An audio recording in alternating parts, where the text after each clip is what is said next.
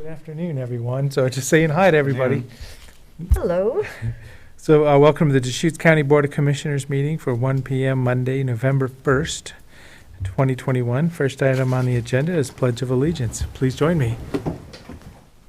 I pledge allegiance to the flag of the United States of America and to the republic for which it stands, one nation, under God, indivisible, with liberty and justice for all.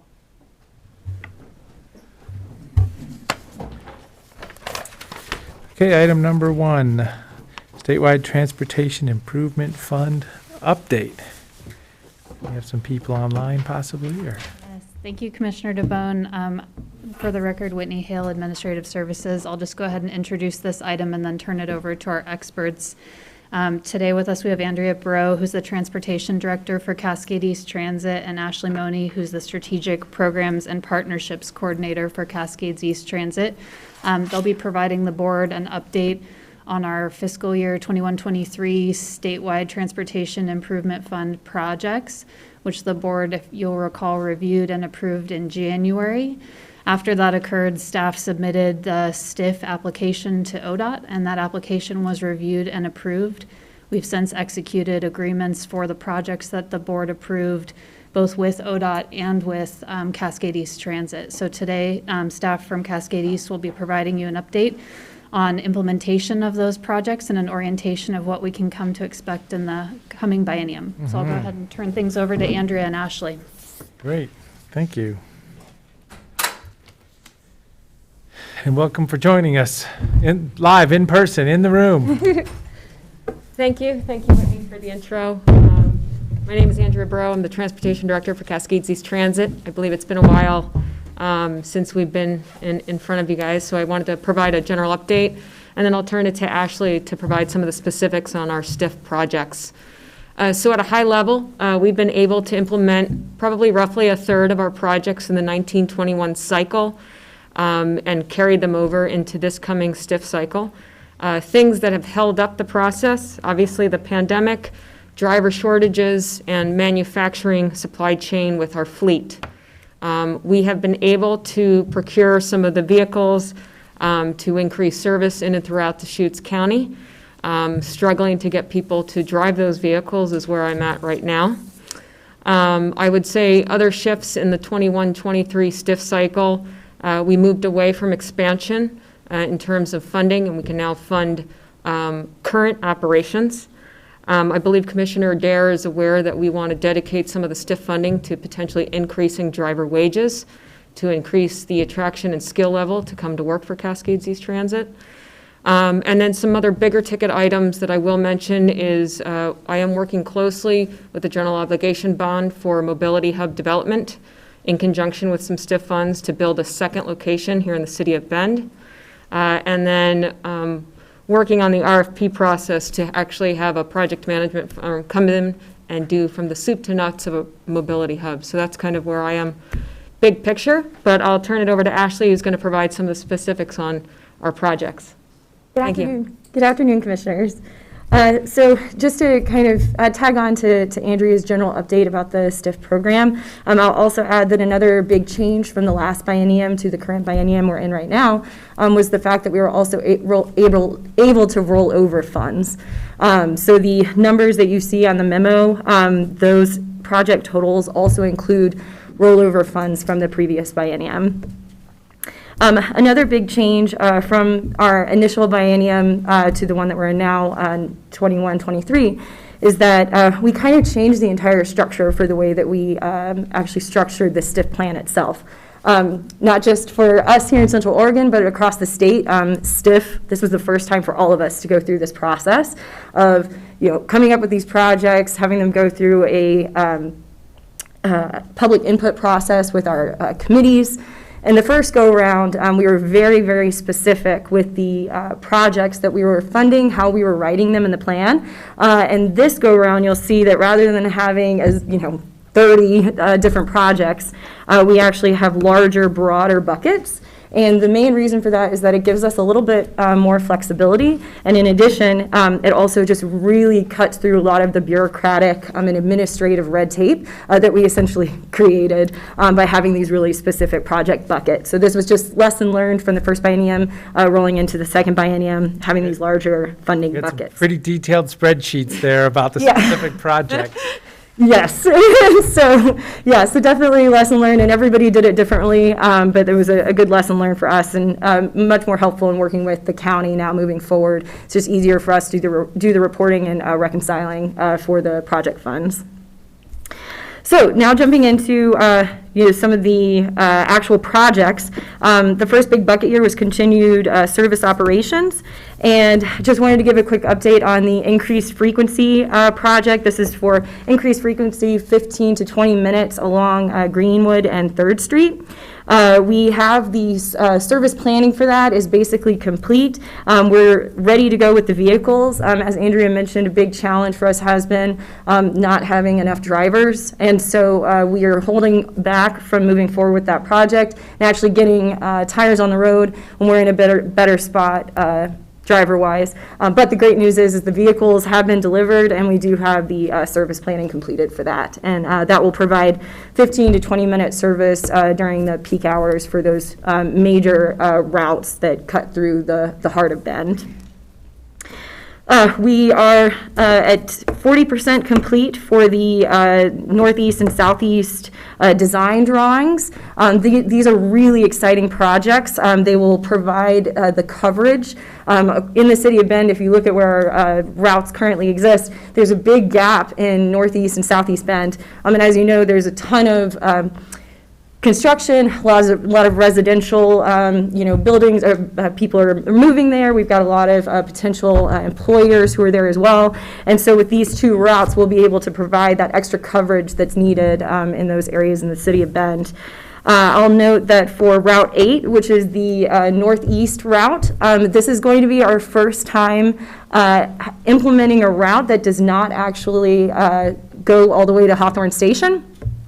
This is really exciting because, as Andrea mentioned, we are moving towards a mobility hub model. And with mobility hubs, we have an opportunity to restructure the way that all of our routes are created. And for this new Northeast Bend route, we will be able to test that with our riders for the first time. And so it will provide great connections to folks who are trying to get to shopping destinations in Eastern Bend. We heard from a lot of folks in those neighborhoods that they really wanted to be able to get to places like Costco, and those larger shopping destinations in the eastern part of the city, and they weren't able to make those connections with our services the way they currently exist. And so with this new route, there's a lot of overlap with the other routes that connect to the eastern part of the city, as well as up to Cascade Village Mall. Any questions? I know I've rambled a little bit here. I want to make sure I address any questions that you have thus far. Okay. So, question, so we're talking about building out the system in Bend, a lot of those updates just now. How's the I think of the road infrastructure. I rode the bus in from Lapine, not this year, last year though. So I did ride it to Sun River this summer. But there's just some intersections and some potholes, over time. So my point is the infrastructure of the routes. Is there good coordination with the city of Bend in being able to make sure that the specific lanes and intersections and choices that need to be made by the drivers are supported by the maintenance? And is there possibly a way to help the city with that if there's big needs? Yeah, for sure. Of course, I can get some more detail for you, but everything that I understand about the planning for those routes is that there has been extremely close coordination with the city of Bend throughout the entire process. It started back with Karen Morris being a part of the ADA discussions to ensure that all the route itself and the bus stop locations adhered to ADA policies and requirements. Also, our team just recently did a kind of test run with City of Bend staff on board the bus to see in practice what that would look like. One of the pieces I heard from the team was that the way that the route was, they were thinking about having a couple of stops somewhere along Empire. And when the bus was physically where they thought the stop may be, it was very clear that it was not a super Yeah, that safe kind or of great spot to have a vehicle. So, But I'm Right. referring to just specific, curb edges and potholes and width of the road and angle of the road, because it's a lot different than a small car kind of weaving through than a bus just hitting the pothole that can't drive around, that kind of stuff. That was my experience. yeah, it's, for sure. It sounds like it was a really illuminating experience for the team to be together with city staff to, test out this route. And right now, we're about 40% of the way through the design phase, so we're pretty far along. So the goal at this point is that the stops that we have already have been vetted fairly well at this point, just because we're far along in the process. But if some, major changes do have to be made, there's Well, a possibility. As I say, I guess, I'm thinking from the driver or the rider's point of view, if there's like, that one, just a bump in the road, don't even need to call it a pothole. The MPO could help coordinate with, let's make that route smoother, or whatever, and then, coact and stuff too, so. I'll add that daily and operationally, I work with the City of Bend detour office and communications and things related to all of the nuances of what's being repaved or milled. And so Yeah. I coordinate with those folks, particularly on the Newport one, on how we can, improve the route, et cetera. Yeah. So there is that ongoing conversation outside of projects. Yes. Great. Oh, I do have something. Andrea and Ashley. Okay, we've been talking about the homeless and what are we going to do with the homeless here? And one of the ideas that we as county commissioners have been talking about is getting some property maybe out of town a ways, not that far out of town, but something that would actually demand that we have a bus route for those homeless people that are now living in their RVs out there and they don't have something to drive. I was telling people, we have millions of dollars of funding. Okay, my question to you two is how long would it take to, if we could put that together, how long would it take to implement, actually have that bus route working? Is that something that we're gonna have to wait 3 years on through the state, or is it something that we could really, maybe put it together faster than we can imagine? And I can take this. I mean, I would say we have the fleet, drivers are in question. To give you an example, we did it with the cooling shelters this summer within 12 hours. We did it in the city of Redmond to the Methodist Church within a day, where we take those from, some of the encampments out there in China Hat Road as well, bringing them into the shelters. So we've done it on a micro level already. So I don't think it doesn't involve identifying it as a project within STIF. You can use those funds directly for the operations. That is wonderful. That's just what I really wanted to hear. So thanks for letting the public know that it is clearly possible. The other really important part of that would be the long-term operating cost. So, I mean, if we are, I'm personally somewhat skeptical of the idea of setting up a authorized homeless encampment out in the hinterlands in the county. And I'm wondering if you have any ballpark sense of what it would take to run essentially an entirely new route multiple times a day to such a location. Just kind of a base figure for everyone here. Operationally, to run a route pretty much every day per year, it's between 30 and 40,000.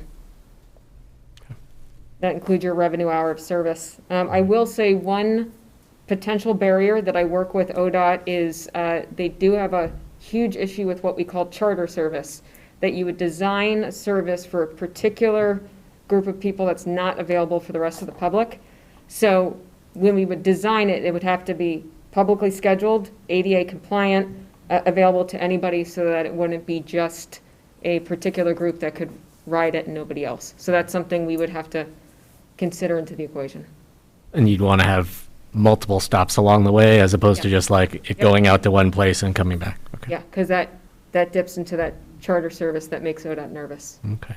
And 30 to 40,000, that's fully loaded. That's, kind of what it took to acquire that vehicle and have those drivers and everything. Yeah, I would say that figure is probably with existing fleet, so. Okay. Great. Thank you. And then our rides all free still, no fares? Correct. And just an update on where I am with that. So We are probably going to be at least fareless for all of our routes through the next spring or summer. We do have our financial team looking at that on whether we can maintain fare-free transit, excluding recreational services for the foreseeable future. And- Was that excluding fare-free transit? Excluding Which logic did you say there? Excluding our recreational services, so that's the service going up to Mount Bachelor, riding the river. So essentially all of our. So to keep them fareless would be the goal or not? Sorry about that. We Yeah. would keep the other services fareless, but recreational would still collect a fare because we have no funding source for But that. would that be a goal, is to keep fareless? I would say rides? that's my goal. Well, so, I mean, that's good to discuss, though, too, because, we're taking payroll dollars, we're building out a transportation system. It hasn't been a choice rider situation yet. I'm still looking for that moment where like, oh, look at all the people riding the bus, for whatever that is.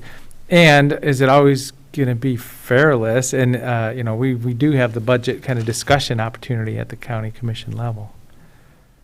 And we're continuing to keep a finger on the pulse. I mean, this is a huge discussion across the country right now.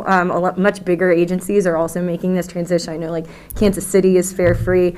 So we're definitely keeping a finger on the pulse of this to see what would make the most sense. But it's been a really great accidental result of the pandemic was that we kind of got to test this out. And we were, really anticipating this would be a great opportunity to test that out, so. So, kind of a touchy subject, maybe. What's the goal then? So we have buses that we can't hire people for that are possibly underutilized, and we're sharing that service for anybody that wants it. Well, I mean, we also need, Is it because of climate change? I mean, I'm just trying to understand the big picture. we also need to understand the huge impact that COVID has had on bus ridership. I mean, there was, I won't be able to remember the numbers off the top of my head, but the hundreds of thousands of rides that were being taken That's fine. prior to COVID. I mean, that was a very meaningful contribution to transporting our community members Future to is that work, a lot to of people are school. gonna ride the bus. Yeah, I mean, I don't, that was what I wanted to ask about, was kind of, at this point, do we have a sense of how much, continuing fear of COVID infection, the hassle of having to wear a mask, et cetera, is keeping people from riding the bus? And do we have any feel for how bus ridership will kind of respond when someday, when we don't have to worry about COVID very much anymore? Yeah, and so I would say, certain segments in our modeling hit different than others. So I will say Bend Dial Ride bounced back immediately. The second people can return to church on Sundays, our Sunday Dial Ride schedule was packed. Rural Dial Ride, on the other hand, ridership is quite down. Areas that we were serving in Prineville and Redmond, they're just not making those appointments as much as they used to. And we're still trying to figure out why, if they're still not going out like they used to pre-COVID. Rec services, on the other hand, back up to normal. We want to continue building on those models because we have a great relationship with all the rec services, and we tend to do great with, reducing congestion in and around all the tourism that takes place here in Bend and other parts of Central Oregon. So I think there's certain models that I think are going to bounce back, and others that we're going to have to reevaluate. And that's when we're looking towards potentially outsourcing. We took some of those STIF dollars and we made it to employer van pool through Commute Options. They got a van pool out of Black Butte Ranch this year. We're working on Facebook. So this is where CET shuttles may not make sense. Van pools do. We're also looking at some of the routes here in Bend, whether more of a micro-transit style, deviating on the route, makes more sense to gain ridership. So there is that moment where we're looking at all the different models on what makes sense to keep and what makes sense to maybe adjust because of COVID. And I would also add too, so although, COVID numbers have come down tremendously than last year, there is still a lot of COVID hesitancy, they call it, from the writer's perspective. So writers, and I included kind of a ridership comparison for you guys in the memo, just so you could kind of see what a huge difference in ridership we had from pre-COVID levels to now. We have seen a huge dip, and we were hoping, and maybe this is a good segue to the Route 31 discussion. So Route 31 connecting La Pine and Sun River, we did double our ridership this year, which was wonderful. But also, keeping in mind what those numbers were and what I believe they should have been in a non-COVID environment. This was a service that we launched during COVID, which I think was fairly ambitious, but the jobs were there, and we wanted to try to give folks a way to access those jobs in Sun River. And so for this year, we had just over 600 rides. In the broad sense of things, that's not really that great. But the reality is that this was the second year of a service. You're looking at 3 to 4 years to get any service off the ground, regardless of what it is, because it takes people time, to recognize that the service is available, how to use it, and make it a part of their daily commute. So we knew that there was going to be, some challenges there, but the service, in spite of COVID and also the Delta variant, played a huge role in that last month of service. We had been doing a lot of really kind of like fun transit trips with the La Pine Senior Center that were really successful and a lot of fun, and a lot of other community organizations like Partners in Care were then in the Lions Club were then putting together their own transit trips. Like there were grassroots transit trips going on from La Pine to Sun River, which was great. But then in the last month, we weren't really able to see what that fully could look like because of the Delta variant, and then any of the riders that we started to see using it just kind of put pause. So I'm very excited about the viability that Route 31 has. Clearly, there's a need, but we haven't really been able to fully test what that route can look like because we haven't been able to test it not in a pandemic environment. What about driving it up Day Road and Huntington instead of the highway? Yeah, I actually have had the team start to look at Day Road because we're getting a lot of interest in that area. So there is a potential to reroute for next summer. I mean, because that people can walk down the street and get on the bus there at the street corners. Yeah, That may be the opportunity. absolutely. But, I just wanted to ask that question about COVID and then circle back to your original question, like what's the point of all this? I mean, So I was just asking about zero fee rides. What's the big picture there? And you were proud to say that would be the goal. And then I'm wondering, is that really the goal? So that's all I was really no, asking. and I to put that in perspective, what it costs to run a bus system versus what you can collect in fee revenue. I mean, the fee revenue is not maybe for the recreational routes that's a good source of revenue. But I mean, the fee revenue for the basic routes it doesn't probably contribute that much. Between 12 and 14% of the revenue hour for regular services. We have a fare box recovery of over 100% on our rec services. Wow. Okay. But what it does is it allows people to get to work, to their medical appointments, to shopping, our community members, and it means that there are that many less cars on the road, which means a lot less congestion for the rest of us, and also. Yeah, I would advocate for a minimal fee as a service, so you respect it and enjoy the dollar that you provided, or the whatever, a couple dollars, instead of, that's one of those government services that we provide everybody that escalates in cost and then we have no recovery. I mean, it's maybe a different view of the world, but just a minimal fee would be the goal, I think. So. I will say a good side effect of not collecting fares is our increase in on-time performance. So you're not having an individual talk to the driver and exchange either paper tickets or that they just board. And so our load time goes from probably 60 seconds to 30 seconds. And that really matters on the higher corridors like 3rd Street and Greenwood and Newport. So that's something that's improved since the collecting of fare. My kid takes up a lot of that bus driver's time trying to fish all the quarters out of his pocket. And then he drops them on the floor and he's got to pick them up and stuff like that. So, Yeah, I'm just saying, let's not assume that, oh, it's better that we don't have a fair at the entrance. I don't assume that that's the goal, that's all. There's a discussion there. I also just wanted to add, so we have another big project that's looking to be implemented in summer 2022, and this is the Redmond Deviated Flex Service. So this is going to be our first, basically, deviated flex is kind of a combination of fixed route service where you follow a regular schedule, and also dial ride where you have the flexibility to be picked up or dropped off from within 3/4 of a mile of the route. So this will be our first kind of baby step towards full-blown fixed route service in City of Redmond, and we are at the 60% mark as far as the design of the route right now. And we, just to kind of give you an overview of the routes themselves, we'll have a northern route that will, a northwest route that will cover the Walmart Senior Center, and the St. Charles Medical Campus. And so it will be, operating and will crisscross or intersect with the southern route at the Redmond hub. And that southern route will cover the Redmond Airport, COCC Consumer Cellular, which is one of the largest employers in the city of Redmond. And so we're really excited to get this service off the ground. We've ordered the vehicles and are hoping to get the vehicles soon, but those have been ordered.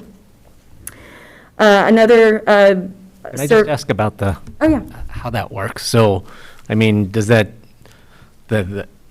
mean you are regularly traveling a fixed route, but you stop in different places along the way depending on what kind of calls you get? Or does that mean you're like leaving the fixed route a little bit here, a little bit there to pick people up, or? Yeah, so we have a certain number of deviations, we call them, that you can do throughout the day, and it's keeping in mind, wanting to stay generally on that fixed route schedule, but there's extra time built in for people to be either picked up or dropped off. And so it's a really great way that we can provide service to a wider swath of people, because you're going to be getting the folks who live within 3/4 of a mile of the route will be eligible to be picked up and dropped off. And the only reason for that 3/4 of a mile kind of max geographic area is because obviously we won't be able to stay on a fixed service if we're deviating too far away from the route. So it's a really, the service that we already have tested this model. It is the Route 20 that connects Warm Springs and Madras. That service operates on a deviated flex model. So we're able to pick people off and drop them off. And without there actually being a dedicated dial-a-ride service within Warm Springs, this allows us to provide that extra ADA. It's just an extra kind of ADA accessible option for picking older adults and those who experience disabilities. We're able to reach them, and we wouldn't otherwise with a full-blown fixed route service. So, Ashley, what about the Warm Springs to Government Camp? Has that actually been implemented? I think it was, for people that were working there? Yes, so we will be starting that service in mid-December. We're still waiting on the vehicle to arrive that was dedicated to that service, but even if we don't get that service, that vehicle before mid-December, we'll have another vehicle that we'll be able to use in lieu of the dedicated bus. Okay, is that going to run every day? We're still working out the specifics for the service planning, but it's looking like it's going to be going up once in the morning and then coming back in the evening following the kind of major work shifts for the folks that are up there. Okay, great. It's a really, it's a great service, and we're really excited to implement it, but it is a challenging one for us to actually, get going, simply because it's 60 miles one way that we're going, to get from Government Camp, or get from Warm Springs to Government Camp, but we will get that service off the ground in mid-December. Okay, good. Thank you. Yeah, and right now we have the funding for it to run it through mid-March, but we are looking for additional funds. I've applied for some grant funding to try to extend the days of service, because the season, they may be finished for the season in mid-March, but there are a lot of folks who still work up there in the off-season prepping for summer. So if we can, we're looking for creative ways to fill that gap in days of service. Okay, good.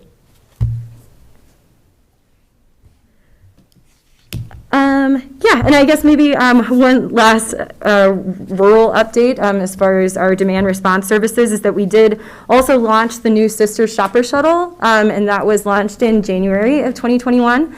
This is a really great service that operates, again, kind of like a dial-a-ride service, where on Thursdays, we go into the City of Sisters and pick people up within our dial-a-ride service area, and then we take them to 3 different major shopping destinations in Bend. Again, another one of those services that I think has a ton of viability and potential, but hasn't been able to be tested in a non-COVID environment. I'm really excited. I'm working on the Sisters Visionary team, and so now I'm going to have, and our team will have, a much more direct connection with the City of Sisters and the community there. So really hoping to not only encourage folks to use this service, but also just to, I think there's a lot of potential ridership for our traditional dial-a-ride and bus services in Sisters that hasn't really been utilized. So working on building that up and re-engaging the community for those services as well. Wonderful. Can I ask one other kind of really big picture question? These STIF funds, how much of the total budget for CET do these make up? I would say, to give you an idea, pre-2019, I think our operating budget for the Deschutes County area for CT was about 5.5 million. Mm-hmm. And STIF has made that about 8 to 9 million, so almost double. Okay. Yes, this is a very new funding source that is going to make transit, better than it ever has been. So everybody's putting effort into using these funds. Great. Thank you. So there's a bright future with a lot of ridership. I'm hoping. I think the other thing that I'm poking around at is we are hoping to work with Smith Rock State Park as they have reached their parking limit. We're looking at potential shuttle operations so that they don't have to build out parking, and they can't, I don't think. So we're thinking about, again, another recreational service that will reduce congestion, decrease the need for parking. So I think that's another good opportunity on the horizon for us. So when will you be able to implement that? Well, I know it's written in their master plan, but it's been difficult to communicate with the park, but they know it's coming. So we're just talking to various outlets there in Redmond and Terrebonne of where we could potentially have a parking site Yeah. and then shuttle in. That would be great for that neighborhood. Yeah. Because we've actually tried to, when we updated it, it was documents from 1993, Wow. hard copy documents. So, I haven't really, haven't heard too many complaints from the neighborhood lately, but I know, it was a serious problem earlier. But definitely having a bus route come in would be, wonderful for that community. Thank you. Thank you. Thank you for the update. Okay, item number 2, discussion regarding administrative limited duration, regular duration audit position. Good afternoon, Commissioners. Dave Givens, County Internal Auditor. A little bit of an update and an ask for the board. So I was approved for adding a performance auditor position and last budget, and had opened up the recruitment in August 18th, and it's been open a little over around 11 weeks with no real viable candidates. So I think that's probably because of the labor market right now, the specifics of the recruitment being a fairly professional, career-oriented position, and also probably the fact that the limited duration aspect of it was added by the Budget Committee. So what I'm asking for is some maybe help in removing that limited duration, going to a regular duration. The board and the Budget Committee still have ability to change that FTE later on in a budget cycle. So again, I think, if I'm going to try to make this recruitment happen, I think I really need everything I can to make it work. So I'm not getting, career-minded, even internal applicants with that limited duration flag on it. So Any questions, concerns I can address? So when we say regular duration, we're talking about a permanent FTE in the audit office. Correct. And then, yeah, the authority of the budget committee or the commission is to remove that someday or whatever. I mean, because you were saying there still is authority there, but it would be an FTE, it'd be a permanent position. So that'd be more of a larger decision to reduce that position. Perhaps, yeah. I mean, again, it makes it a viable position to fill. The regular position does come with it, you know, probably a little more burden if you're trying to downsize and a person's in there, then there's a little bit of more of a impact to it. So, but again, I think it's one of those things where I think it's necessary at this time if we want to move forward with giving me that additional assistance.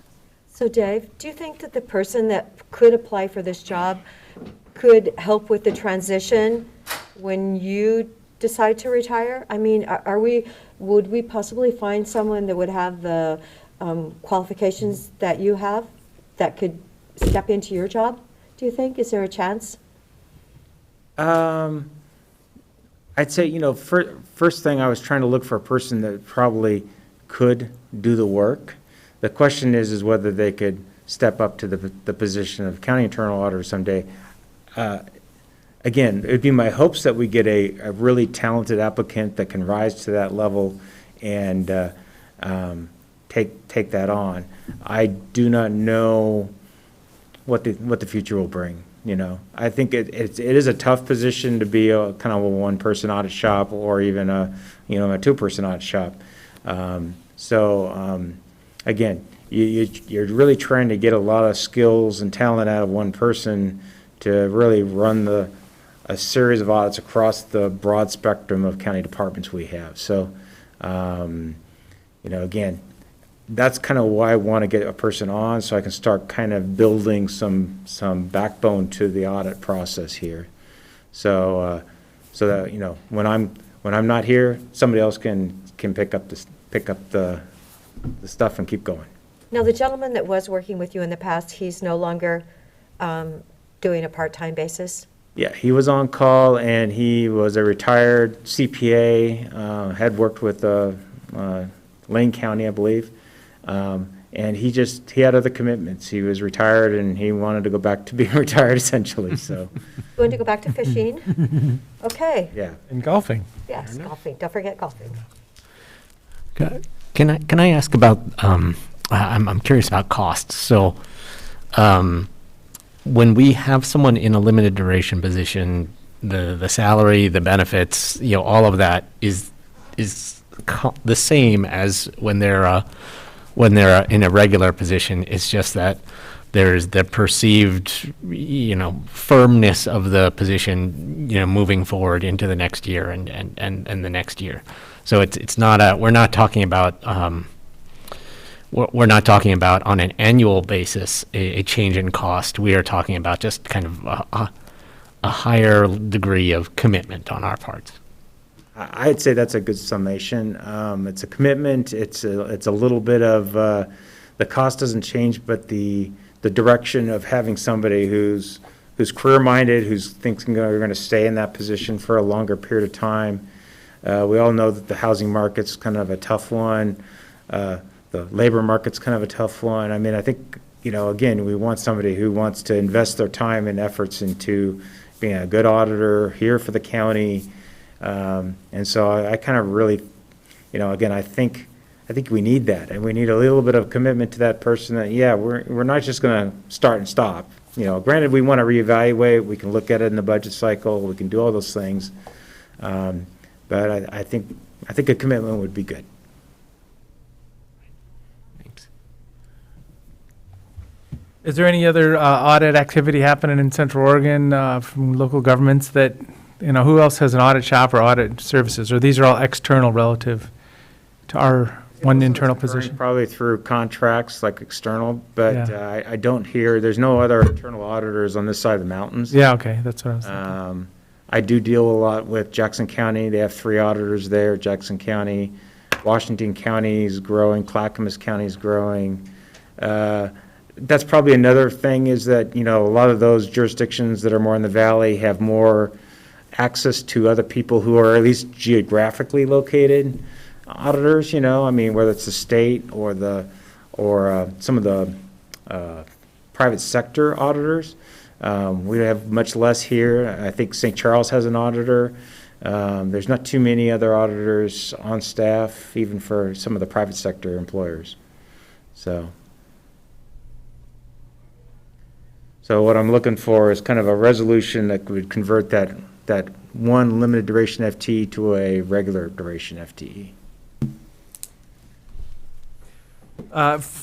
This is the discussion in preparation for Wednesday, is that where we're at? Correct. I think the resolution would be brought forward on Wednesday, so Yeah. we're just looking for Confirming that, yeah. something up to basically Yeah. that you'd feel comfortable with being brought forward on consent.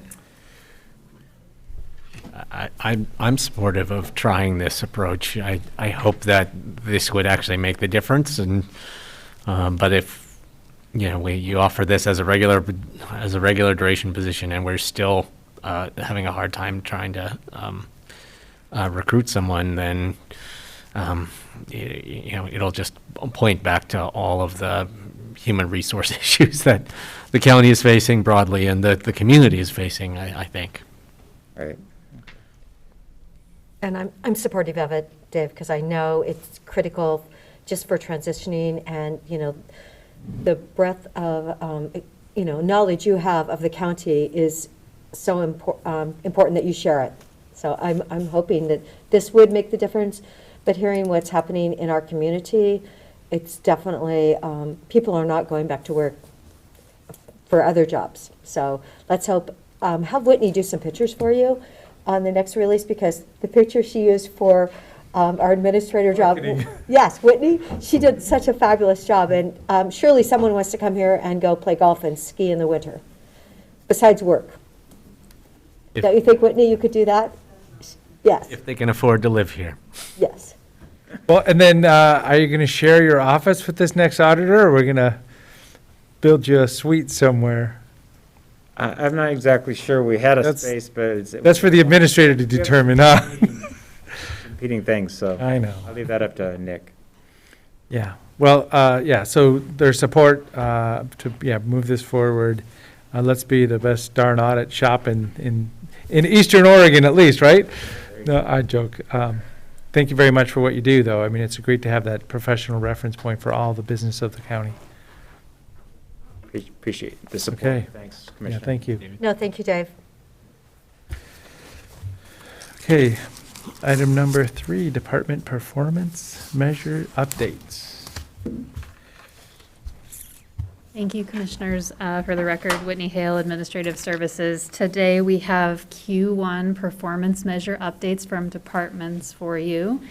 And for anyone who may be watching this item, the board sets goals for the county each year and objectives, and then departments develop performance measures to help and meet those board goals. And so each quarter, we come to the board with updates from departments to give you a snapshot of progress that's being made on implementation. This year, we're trying something new and welcome your feedback on that, and that is, in the past, each quarter has featured a variety of performance measures that span multiple goals and objectives. This year, at least for this quarter, we are bringing you performance measures that all fall under the board's goal of safe communities. So we have 4 broad goals, and our plan is each quarter we will feature a different goal, kind of provide a nice snapshot of the work that's being done to meet that goal and those objectives that fall underneath it. So today we will hear from a variety of departments, and first up we're going to hear from the District Attorney's Office. I see Ashley on Zoom.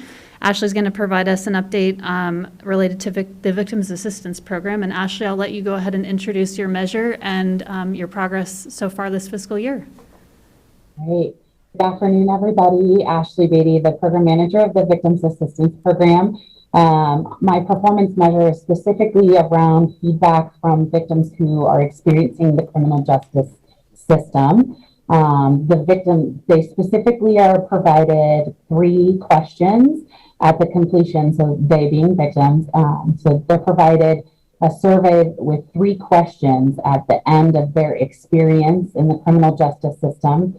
One of them, and the one I'm going to report on today, is the Victims Assistance Program provided me with services that helped me make informed choices about my situation. And in this past quarter, we provided this survey to 174 victim individuals who had experienced that criminal justice system. We had a return rate of 23.5%, which is pretty darn good. I think we all get a ton of surveys and sometimes tend to delete them just because we get a little survey fatigue. But we offer this survey in a variety of fashions. We have either an advocate that was not the advocate on their case call and do the survey with the individual over the phone, or we offer this survey via mail or the website. And any that are sent via mail are provided postage paid, so there's no burden or barrier to the victim. And we had 98% of victims either agree or strongly agree that the services provided by the Victims Assistance Program helped them make informed choices about their situation. So really incredible positive feedback for this past quarter. Great, congratulations. So actually, if I tracked that correctly, 23% of the people you offered the survey responded, and within that, 98% responded positively. Absolutely, you nailed it. Great. I do have some comments if you guys are willing to listen to some of the comments. I feel like those really spoke to it. The updates and communications and explanations I received were so appreciative. I've never had anything like this happen to me, so I would have been lost if it was not for the Victims Assistance Program. Shout outs to specific advocates. You guys followed up. I think you're doing a great job. There are great people doing great jobs for the victims of Deschutes County. There was a bit of a safety concern in the beginning of the proceeding, and VAP allowed me to come into the office and watch the proceeding with the advocate on our personal computer, so I didn't have to be in the courtroom or on video and feel unsafe.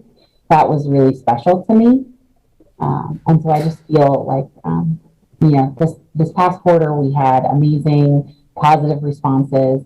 And then specifically, this wasn't somebody that gave a survey, but something I wanted to follow up is you guys had asked that the vacancy in my department be filled with bilingual advocate, and we have done that. So we have a Spanish-speaking advocate as part of the team, and we received feedback from a Spanish-speaking victim survivor who had said it was a privilege for her to get to speak in her own language when going through the system. So I just wanted to provide that feedback to you guys.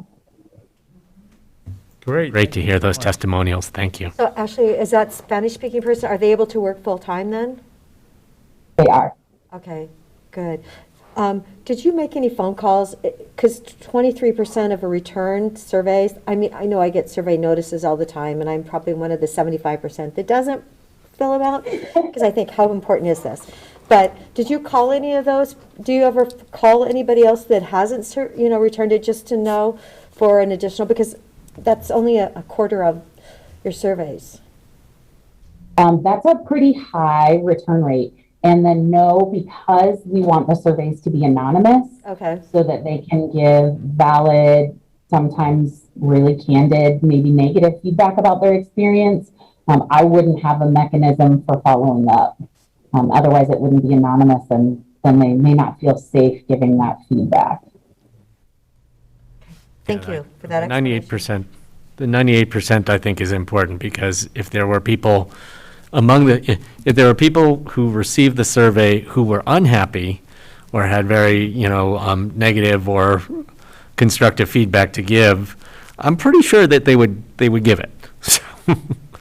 And being completely candid, it's not unusual to receive, one or two disagrees in a quarter. A lot of times it's more, they will confuse the Victims Assistance Program as the criminal justice system in whole. And they'll say things like, I really hated the outcome of my case, or things like that. So that's not uncommon for us to receive. This was just an amazing quarter, and I feel like we're doing darn good work. Great, thank you. Thank you. Thanks, Ashley. Thank you, Ashley. Next up, we're going to hear from Facilities Director Lee Randall. Lee is going to provide an update on the Public Safety Campus Master Plan. Good afternoon, Lee Randall, for the record. So to provide a little background, we're also responding to Safe Communities, and our measure was to partner with department stakeholders to implement the 3 remaining components of the Public Safety Campus Master Plan. And to provide some context, the Public Safety Campus is a 28-acre site on the north side of Bend that is home to the Sheriff's Office and the Adult Jail, the Community Justice Department, which includes juvenile detention, adult parole and probation, and the Community Service Shop, and then 911 Dispatch, Oregon State Police, the Deschutes Recovery Center, the Deschutes County Stabilization Center, and most recently, the Veterans Village. In 2018, the master plan was developed in conjunction with establishing the Stabilization Center, and we identified really 4 near-term projects that had a few subcomponents. The Stabilization Center, which is up and running, the Community Service Shop was just recently completed, and then the Adult Parole and Probation expansion. And so in terms of providing an update to where we are currently, the Adult Parole and Probation expansion, we expect that we will be submitting for permits for that project this week. The design phase is nearly complete, and we do have a construction manager, general contractor on board already for that project, and they have been working with the design team in conjunction with developing the specific construction methods for that project. And then secondly, parking expansion. So the projects that remain are related to increase in parking, partly related to some parking capacity that will be displaced due to the adult parole and probation expansion. And so we had identified as part of the 2018 master plan a couple of areas to expand parking. We're currently beginning the design process on those remaining parking projects, and as we get through design, we'll analyze and assess the feasibility of those projects. They are conceptual at this time, but we're beginning the design on those. In terms of moving forward, we are developing an RFP for updating the master plan and for schematic design for Sheriff's Office projects. So both of those were identified in the FY 2022 budget. The Sheriff's Office has set aside funds for developing schematic design for projects that were identified during the master plan in 2018 related to the jail and to the Sheriff's Office administration.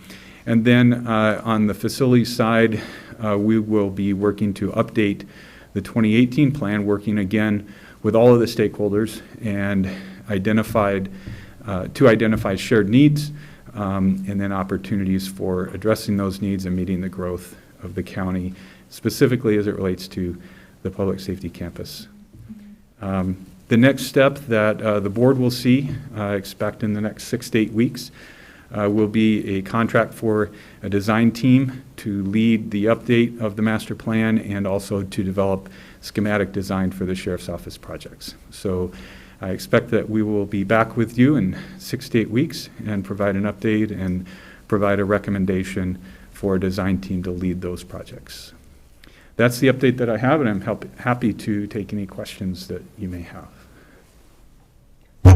Lee, do you have any idea what inflation is doing to construction costs at this moment in time? I mean, I know lumber went way up. Has it come back down?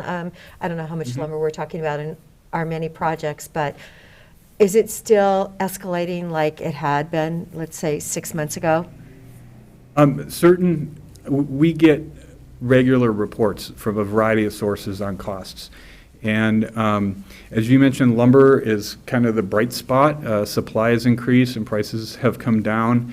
Some of the other components continue to increase. As energy costs increase, for instance, a lot of products require energy and those costs are passed along. Steel continues to increase in pricing. And for us on commercial projects, there is typically quite a bit of lumber involved, but as a percentage of the overall cost, it's typically lower than on residential projects. So we are continuing to see costs increase kind of in the neighborhood of 6 to 8% per year. But within that, there are categories that are either up to, are increasing at a higher percentage or may be remaining somewhat flat. And steel is one of those components that continues to increase at a higher rate.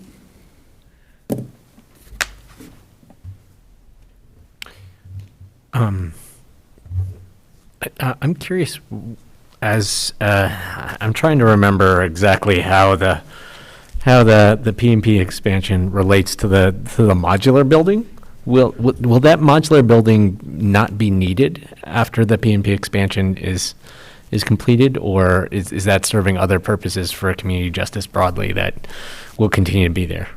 So it will no longer be needed, and in fact, to their credit, Community Justice has done a great job of helping us to find alternative work areas for their folks who had been in the modular buildings. So we've been able to remove those buildings and take them off rent in order to recognize some savings. So in the short term, they've been able to do a variety of things. It by no means meets any of the needs long term, but in the very short term, they've really come together, and people are in some temporary quarters, which have allowed us to save some costs on the modular buildings. So the community justice team's done a great job in accommodating that. So the modular building is gone? Yes, so we've removed those. We're saving on rent, and that's an area that is slated for parking expansion in order to accommodate the parking that's lost at the shared work center and adult P&P building. There's some parking there that had been allocated to the sheriff's office, and so we're working to add parking for the sheriff's office. Thanks. You're welcome. I didn't know that. Haven't been over there in a while, I guess. Well, yeah, I've been close to it. I didn't know that building was gone. It's That's fairly great. recent. Honestly, the exact date of it being pulled off isn't at the forefront of my mind, but I would say in the last 6 weeks or so, 6 to 8 weeks. And I'm sure someone listening could probably correct me on that, but it has been fairly recent. Do we still own, do we own that, or were we leasing it? We were leasing those, and so, and originally we set them specifically while stabilization was under construction when the P&P folks were displaced in anticipation of an expansion. And then, you know, a lot has happened with remote work and the pandemic. And also, like I said, community justice and the P&P folks have really come together with some innovative solutions for the short term, not ones that will necessarily, they're not solutions that will work long term for P&P, but in the short term, in order to help out the cost of the project, they've done a great job. Thank you. Well, great update. Thank All you. right. Thank you very much. I'm Nev Holly Harris, our Crisis Services Program Manager. Come up next. The next 3 updates that the board will receive fall under the objective of reducing crime and recidivism through prevention, intervention, supervision, and enforcement. So Holly has 2 of the first updates under this objective, and I'll go ahead and let Holly introduce those. Hi, Holly Harris, Program Manager, Crisis Services. Nice to be with you. So the first metric is around our forensic diversion program, which has been around about 5 years, and the metric is to reduce the recidivism of the individuals served in that program by 60%. And if you remember, this was actually changed in, I believe it was in the budget process, where historically our goal had been 20%, but we had been far exceeding that for so many years that we agreed to raise it to 60% to challenge ourselves even more. So I'm happy to report that we have reduced the recidivism this quarter by 61%. And I really have to just say, I mean, it's a pretty incredible number for this population that we're serving. This is a very, very acute population that often comes to the attention of law enforcement and ends up in our criminal justice system. And this program is primarily made up of peer support specialists, so individuals with their own lived experience with this type of situation, as well as case managers who really help get people set up with entitlements, food boxes, basic needs types of services. And so by wrapping around this population intensely, sometimes daily, multiple times a day if needed, to be that support for the individual as we work to get them engaged in services has clearly shown to be effective. And this was actually a grant that we applied for to create that program through the Oregon Health Authority that ultimately became ongoing funding through the Health Authority. So this is no longer a grant program, it's sustained funding through the Health Authority. And it's showing success, which is the good part, and that's going to be good for everybody, just like you're saying, the whole system, keeping a close eye and supporting people very specifically so they don't fall back into some of the traps. And I can see it, sometimes it's a cycle if you just got to interrupt it, right? You know, it's like, well, let's not go down the same path that we did last month or whatever the time frame is. Exactly, and the individuals with lived experience can really demonstrate to the people they're helping that it can work, that recovery is possible, that they've lived it, they've done it, and they can share their experience, which is incredibly valuable. And this program is integrated into the Stabilization Center, so it's one part of the overall crisis services that are offered out of that building, and it's been really effective. So we'll see less utilization at the Stabilization Center because it's working so well? Maybe. Yeah. I don't know. Not going to make any promises. Well, let's start with the No metrics emergency associated room with and the that. jail first, and then go for that one, right? Right. So, any other questions on that metric? Okay. My next one is related to the pilot program that we are working on. This is related to having our mobile crisis team respond to certain calls without the presence of law enforcement with them. So the metric was to develop a protocol for responding to calls without law enforcement, and in collaboration with our 911 partners, we have developed a protocol, and we vetted that protocol through our key stakeholders, through our Crisis Intervention Team Steering Committee, which is comprised of all the law enforcement agencies, our DA's office, probation and parole, all the key players in this type of work, and are also our NAMI partners with lived experience to support our efforts with this. So we've developed the protocol, but the hang up right now, staffing. This protocol was developed on utilizing our mobile team when it's fully staffed. We are still at about, we're missing about 30% of that team still. So as soon as we're able to get that team fully staffed, we should be able to start piloting this. I would love to say we could get there this year, but I can't say that for sure. We'll just have to see if some of our efforts towards recruitment and retention hold strong. And if they do, hopefully we can have that team fully staffed and start to dip our toe into the water. The protocol does allow for responding to what we call suicidal subject calls. So these are, and we have criteria around that, but it is that's sort of the lower hanging fruit of what we knew we could respond to without law enforcement and do it safely. What it requires is 2 people to respond. We would never send one person out to respond to one of these calls. That wouldn't be safe. So we need 2 people, which then, of course, obviously means more staffing than even our base staffing. So that's just our challenge right now. We are not going to let it slow us down, though. We want to continue to try to move this effort forward despite the challenges ahead of us. So our sheriff's office partners have secured us some radios. So we are going to be connected to the CAD system, or into the radio system. 911 has graciously agreed to start training our existing mobile team staff on the use of these radios. And so we'll go ahead and start working within the radio system to help at least release officers from the scene sooner than we've been able to in the past, because now we're connected to the radio system. So we'll start with that until we can get fully staffed and fully implement the project. So Holly, have you been able to hire anyone? We have. Yeah, the day we implemented our signing bonuses, we got 2 applications for night shift.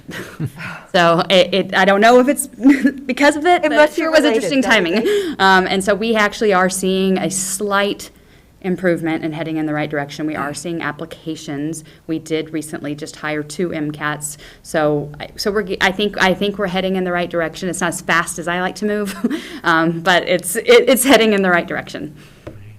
So when you say within the year, do you mean within the calendar year or within our fiscal year of next June 30th that you hope we're at 100%? Well, on our MCAT, we won't be at 100% for crisis services because we have a ways to go with the rest of the crew at the Stabilization Center. But I'm optimistic, and I will like to think that we might be able to get another MCAT or two by the end of this calendar year, but we'll see. That's maybe It's only too like optimistic. 60 days, right? And Christmas and Thanksgiving, so, Right. okay. So until you reach that level of staffing, the MCAT team members that you have will continue to do co-responding type work. Correct. Yeah, we are just really trying to just do our core basic services, and this is kind of an add-on. And so we really just can't do the add-on until we've got a stable staffed team. Understood? Yeah, makes sense. I was actually at Covo this morning talking to JW and Kathy, and, you know, we're losing more veterans now than we were, and they told me that, you know, a gentleman who had taken his own life, and I just want, thank goodness we're going to, with our 2 additional judges next year, we'll be able to implement that Veterans Court, which, you know, the bill passed a couple years ago, but we didn't have truly the total capacity. So I'm hoping that all this together will, you know, help a lot of our population. And thank you for what you do. Oh, thank you. Yeah, veterans are definitely on our radar. About 5% of the people we're serving at the Stabilization Center identify as veterans, though I suspect it's higher than that. It just hasn't been reported or collected. Our co-responder program, where we have the clinician embedded at the Bend Police Department, we have a specific target around veterans that we're looking to enhance those numbers, because we know they're a vulnerable population, and they've served our country. We want to serve them. Yes.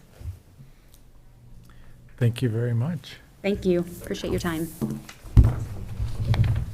Community Justice Business Manager Dee Holcomb will provide our next update and the final update under this objective. She's going to talk about cognitive behavioral health group participant skill reporting. So I'll let Dee explain to us what that means. Thanks, Whitney. For the record, Dee Holcomb, Community Justice. It's nice to be with you all. Thanks for this lovely technology of Zoom, which allowed me to stay here and take care of a couple things. And also maybe show a couple of quick slides. So I'm going to do a quick share. All right. So our performance metric that we are reporting on today is the percentage of our cognitive behavioral group participants who report skill acquisition. This is done through a SurveyMonkey or a Google survey that we provide to both young men in our juvenile division and to adult older men in our parole and probation division. So MRT is the one cognitive behavioral group that we have right now, also due to some staffing issues and some other issues. We offer this group at the moment via Zoom, which has been surprisingly successful, as it manages to actually remove several barriers to participation that we have historically seen with our population. So MRT, Moral Recognition Treatment, is a group, kind of a 12-step, it's based on the 12-step group model, and it's an opportunity for participants to examine what they believe, what they think, and the effect that their thinking has on their life, and that's that cognitive, the word cognitive. So on the juvenile community justice side, quick, if you're a visual person, this is kind of the question. This program was useful to me. We kind of check if the person says strongly agree or agree, they kind of get in the yes column. So you can see that we've actually had 100% agreeing or strongly agreeing that the program was useful. And those quotes down at the bottom are some things that folks added. It's kind of like how Ashley shared. Sometimes what folks are saying is kind of feels more meaningful as far as the impact that we're having. So, for example, these are young men saying, you know, what was important to them was when they had to lay down their goals at 1 year, 5 years, and 10.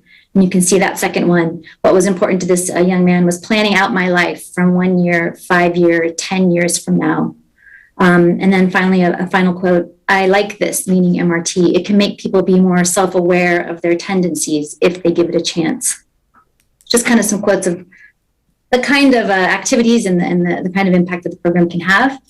And then finally, adult parole and probation. This is my last slide there. The metric that we're looking at there to get to our overall metric is, did you learn one or more skills?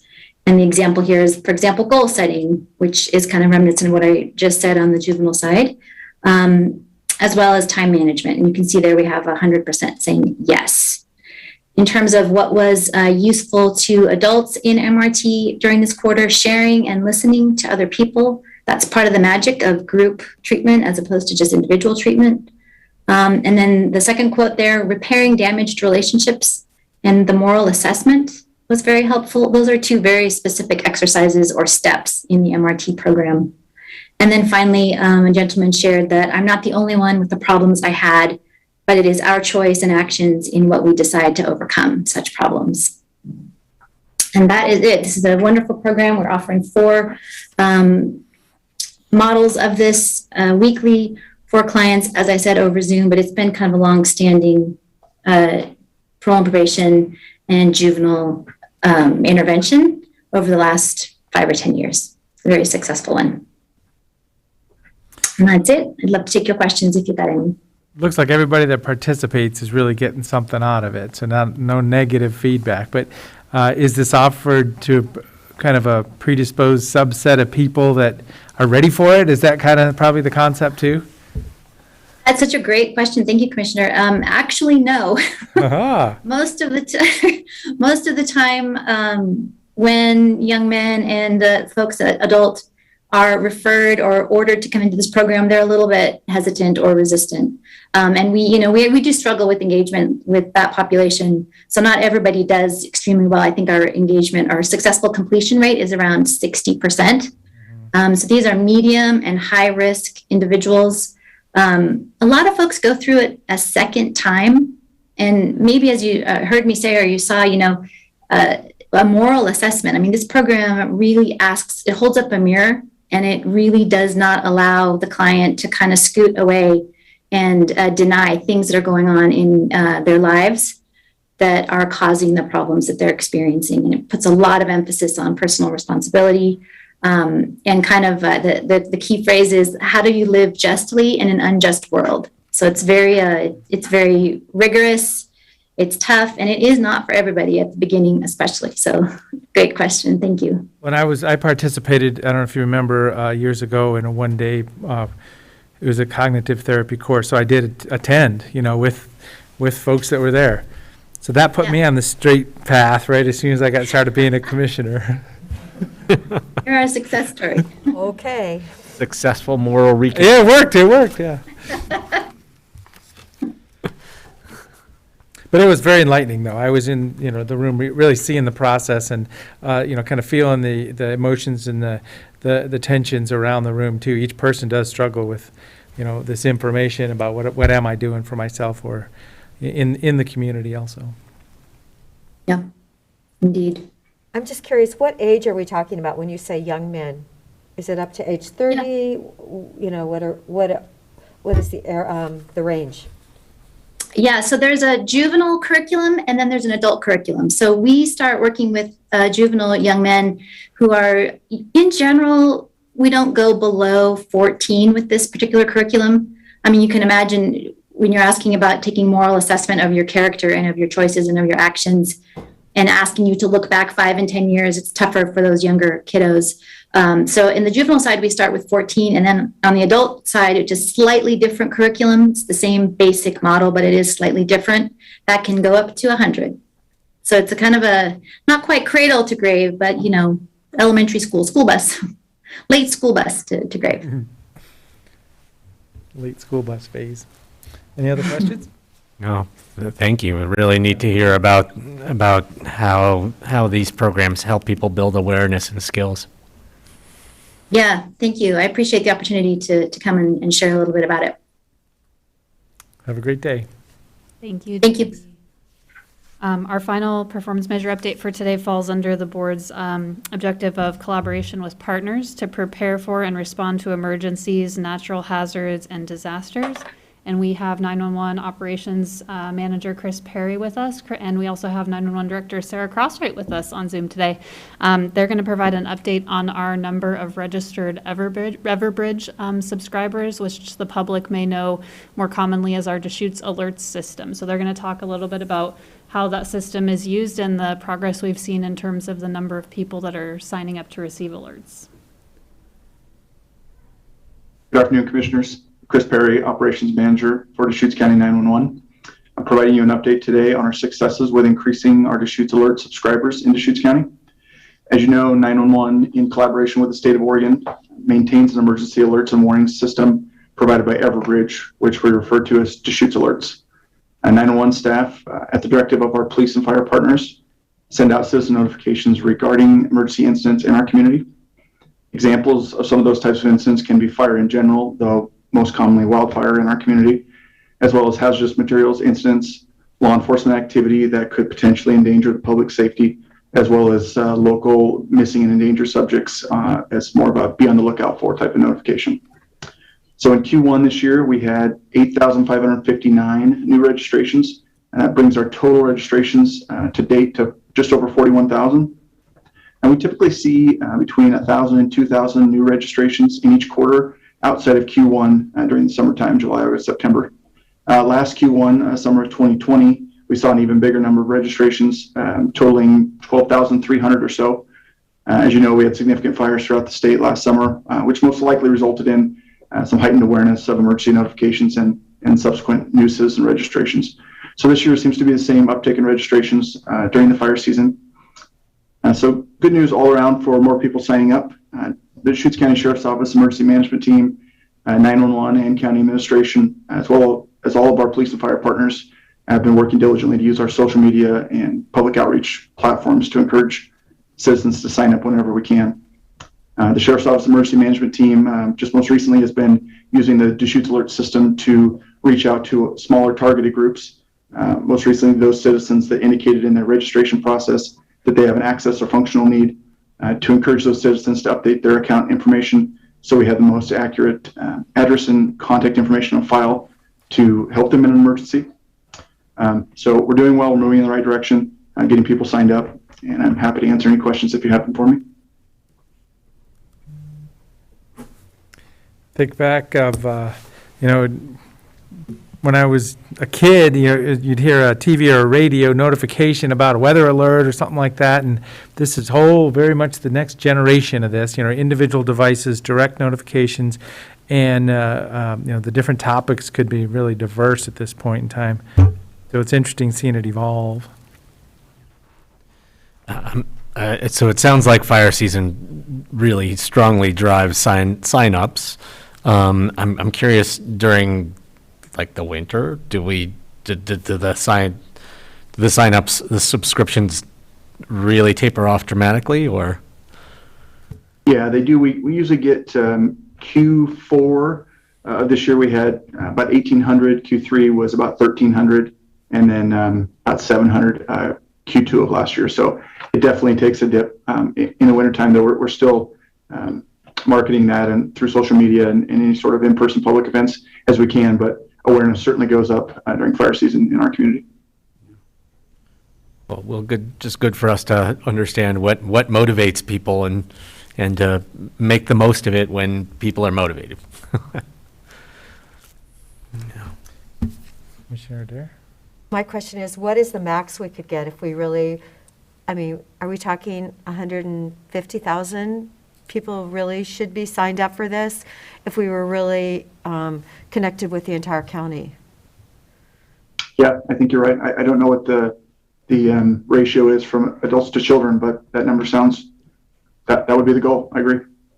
Okay. Really make it people's New Year's resolution or something. It's real simple. Just sign up for this because you never know when you're going to need it. And I know it's so important. When I found out, I wasn't really on it, wasn't I, Whitney? There was some kind of disconnect, and I wasn't on that system. I was on the other systems. I get every prescribed fire alert. But yes, so definitely it's time for people to add it to their technology on their phone. So we'll keep searching for the perfect answer, right? We will, and we'll continue to track this so that the board can see progress as we hopefully continue to move these numbers. So keep this one steady in terms of a performance measure. Yeah. So is the goal for next quarter, or no, that's not going to be the next quarter. Another 40% is when? Yeah. We'll have to, I think we'll talk to Chris about kind of what that data looks like. He did a really great, as he talked about, kind of historical look back at seasonally what we see. And so I think we'll tailor the next time we bring this up to the board, we'll put it in context of the previous kind of season of data. Yeah. How about doing a billboard? Have we ever done a billboard for it? I don't believe we have, at least since I've been here. Chris, are you aware of any billboard efforts we may have? No, but that's a great idea. Yeah.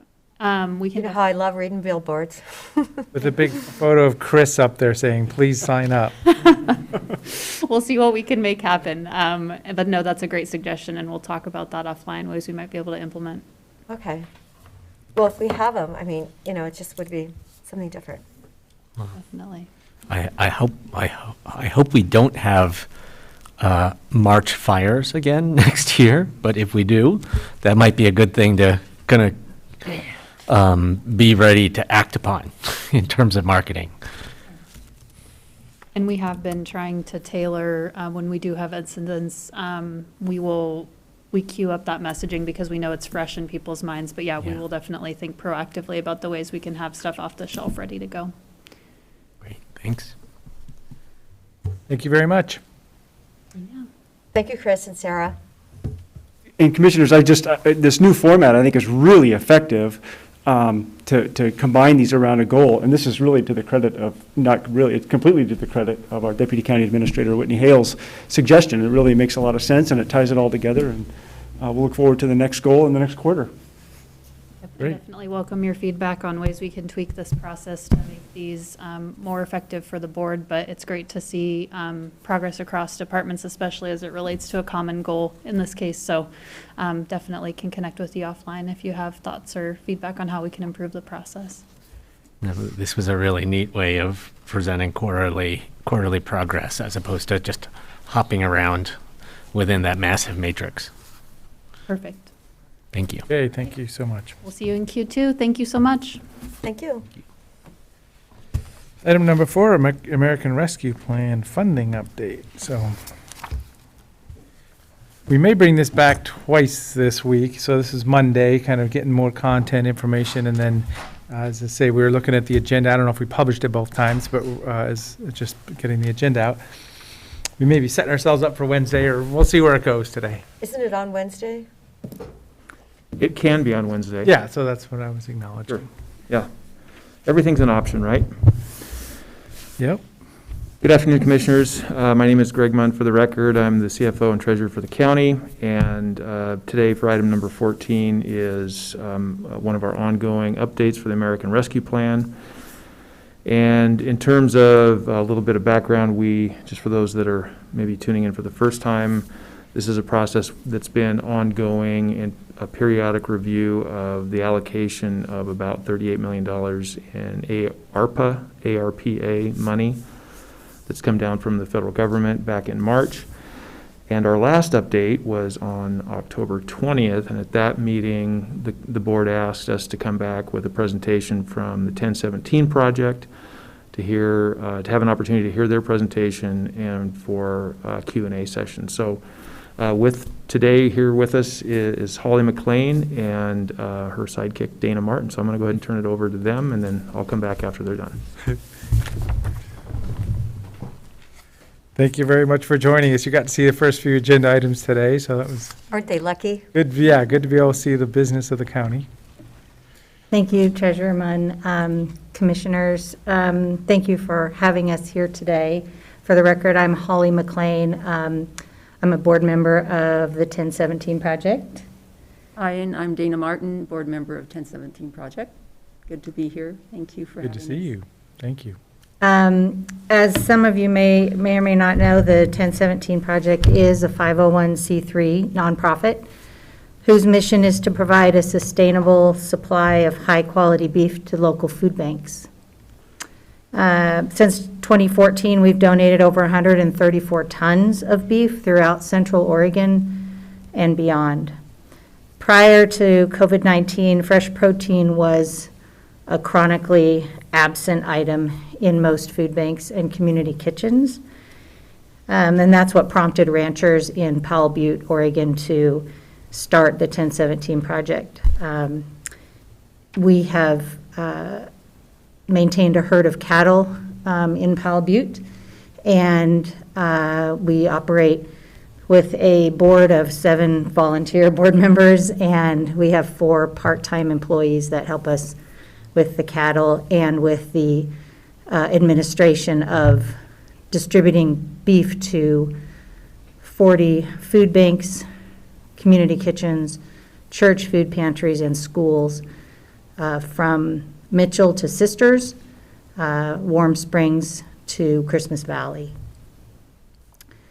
So we're coming to you today because over the course of since the beginning of the pandemic, our beef donations to specifically food banks in Deschutes County, but really everywhere, but in Deschutes County, our beef donations have increased 105%, and we would really like to continue. We don't see that that amount of demand dropping anytime soon, particularly considering that Central Oregon is really at its peak for the pandemic, and if economic disruption is likely to continue, we would like to continue providing that elevated sort of emergency level, if you will, amount of beef to the food banks.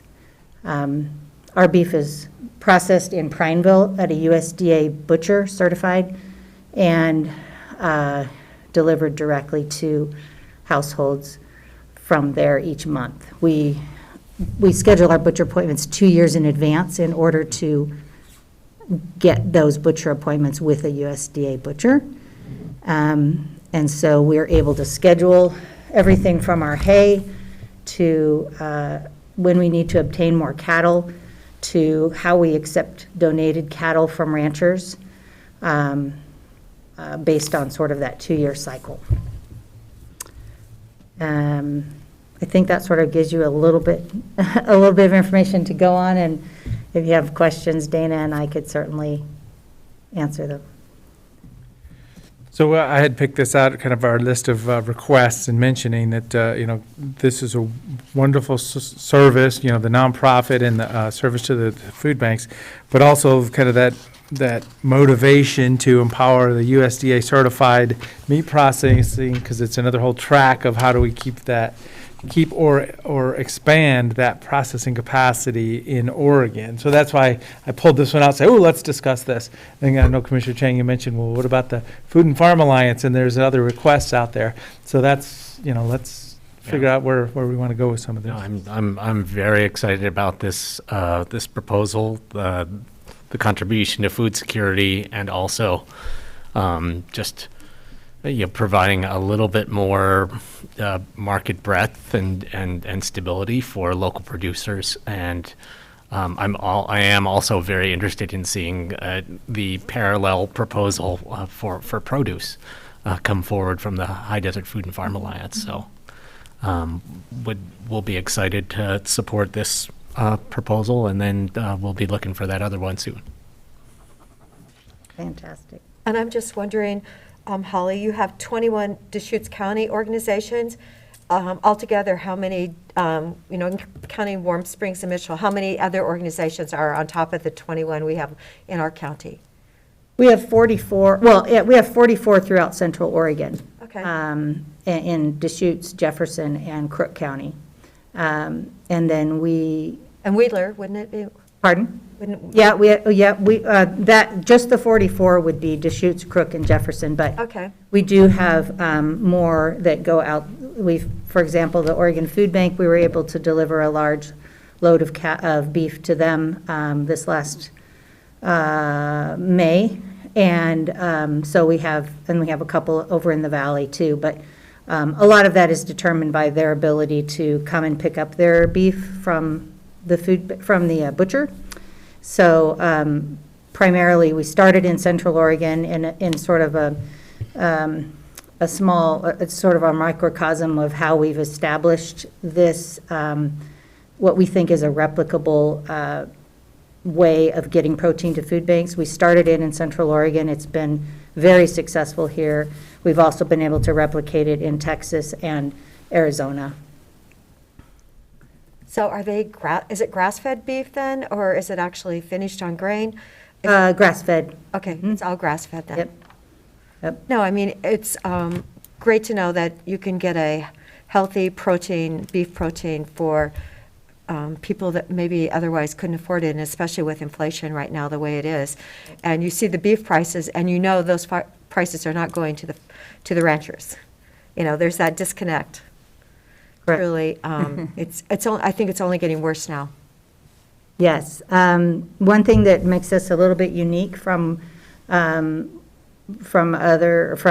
what beef some food banks might get from the grocery store, for example, is that our beef is, of course, fresh from the butcher. It's fresher than what you and I typically even get from the grocery store. And we also grind the entire carcass into hamburger, including the T-bone steaks. So you and I couldn't even buy that at Whole Foods. One of the comments we often get from our food banks is that the folks that are visiting the food banks are typically used to being last in line for everything. And when it comes to our beef, they're first. And they're getting some of the freshest beef available to them, and it's very high quality.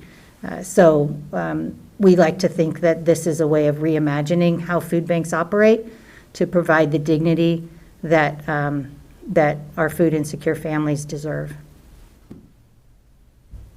And localizing the whole thing. I mean, the beef you find in a supermarket, one package could be a mix of like Yes. 40 animals from Nebraska, so. Absolutely. What about from Brazil? Yeah, Like, correct. yeah, yes, we never know where our beef is from sometimes. So this is an update from one specific, request. Would you like to bring the Food and Farm Alliance request and put them side by side, or kind of do 1, 2? Because that's where we were at last time we talked about this. I'm comfortable doing 1, 2. Yeah, okay, yeah, so I'm just making sure. So this is a request, and it was in the amount of, $50,000. Is that a supported amount from us also? I made the motion the other day, which was not seconded, for the 50,000. There you go. So is that a motion for today? Yes, it is. Is there a second? I'll repeat it. I'll second. We're getting there. So it's been moved in second, and is there any other discussion? Do we want, would we like a comparable presentation from the High Desert Food and Farm Alliance, or is just a written proposal enough, or? Well, yeah, I tried to do a little outreach for that before this meeting too, and I had asked Greg about it. So how about we finish up this and then have that discussion real quick? So is there anything else on that topic? In the middle of a motion, calling for the vote, Commissioner Adair? Yes. Commissioner Chang? Yes. And chair votes yes. So there we go. Congratulations. As I say, I really looking forward to supporting the whole system, local system, just like you mentioned, and this will be the next one for other produce, but the meat system, the butchers, the distribution, the whole system. Yeah, we look forward to being able to complement the nutritional value that the Food and Farm Alliance brings as well, so. Well, and then there is effort at the state level for local inspection programs. So this, and I'm referring to the industry of the meat cutters at this point in time. So let's think about that, just putting direction to it for the long term, because if we can get that next certified, even if it's not the same USDA type the federal certification, if there's a state program, maybe we can have more capacity there in the future also. Absolutely. Any comments, Dana? Well, and thank you. We just really appreciate your support. Great. And excited about moving forward with this. Thank you. Wonderful. Thank you. Thank you. So, High Desert Food and Farm Alliance, as in, so that's, we probably want to have some good discussions a little bit at least, because that would be, this is kind of one effort, one group with bringing the cows and getting them through, and then this would be an organization, members or people that grow things that could go different ways. So I'm just thinking, who do we fund and how much, right? So. Well, I don't. Or do you just want to say it's a $50,000 fund for the rest of the story too? No, Maybe we're done. I know that the High Desert Food and Farm Alliance sent in a proposal But I was looking for that. for their Give and Grow program, and I don't know whether it's gotten out to all of us yet. But that is in the mix, and I think it would be I think it'd be great for them to come in and talk about their Give and Grow program. I just wanted to. I didn't have a sense of how much time the full board wanted to dedicate to that. Well, and was maybe, I don't know if they're available. I can give you a quick update on No, please do. Thank you. So they did send in an original request. They've sent in a couple. Their last one was for $50,000, and we've been working back and forth with them to help put that into the format that's similar to what the 1017 project did. In other words, what's the detail? What is the driving force behind the $50,000? And so that can come to the board so that you can make a decision on it. So I would expect that would be submitted within the next week. Okay. So we'll just bring it back and you're working on getting the form? Yep. Yeah, great. I really feel badly in saying this, but I do think it's important that we all hear a childcare location in Sun River is closing, and they're closing because they have no people. They're down to 3 people working. 3 people. They can't run the facility. 49 people are losing their childcare. No one is working. And then I just heard that one of those people told me that the state had actually given everybody in that public school a SNAP food card, 2 months worth, $450 a month. And I'm just like going, there are so many things out there, but we definitely need people working. And, I feel we just lost almost 50 kids that lost their child care because no one would apply for the job. And, we're funding millions of dollars for child care. And who's going to do that work? Truly, who is going to do the work? And someone yesterday was saying, well, Patty, we've got free rent and we can have free utilities. And, truly, I do believe that having a job, I think it's really important to raise your children, but having a job is, are we making it so easy that people really don't care about going back to work? I mean, it's like, I think we're caught in that issue now. I'm brokenhearted because that childcare is closing. That is a significant loss for that community. And they had a huge waiting list, but they didn't have anybody that wanted to work. And when you have something like that, you can't really, if you want to bring in parents, because I called them and I said, gee, could you bring in parents for like 8 hours a day? You've got 49 parents, that could be 2 people a day. Well, no, you've got to do background checks and everything. So that was not an option for those people. But, I'm not 100% tracking here. Are you I'm just concerned? Are you concerned that nutritional assistance programs are preventing people from participating in the workforce? I don't know. I mean, that's like, we're providing so many things in our culture now that people are not going back to work. I mean, to think we lost babysitting for 50 kids is really pretty darn significant. It's something that family had wanted to do. They had wanted to open that child care up. That was like a lifelong dream, and yet they were down to 3 people. They just couldn't run it.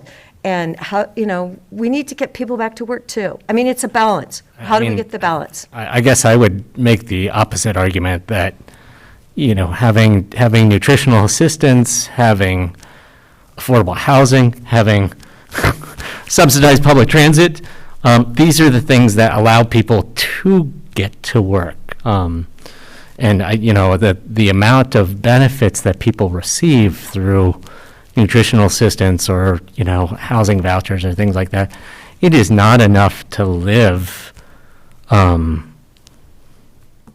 just with that assistance alone. These are the things that prop working poor people up so that they can continue to do a job in a community where the cost of living is so expensive. But see, the state gave everybody, it didn't discriminate. If you're at that level where you need the help, it didn't discriminate. It gave everybody in that school the $450 a month for 2 months. And so if you're at that level and that level correlates pretty closely to a need for nutritional assistance. I mean, it's we had a discussion before, like some months ago about the extended unemployment benefits and how, cutting those off was going to send all those people back to work. And it has made very little difference. The challenge is that we have,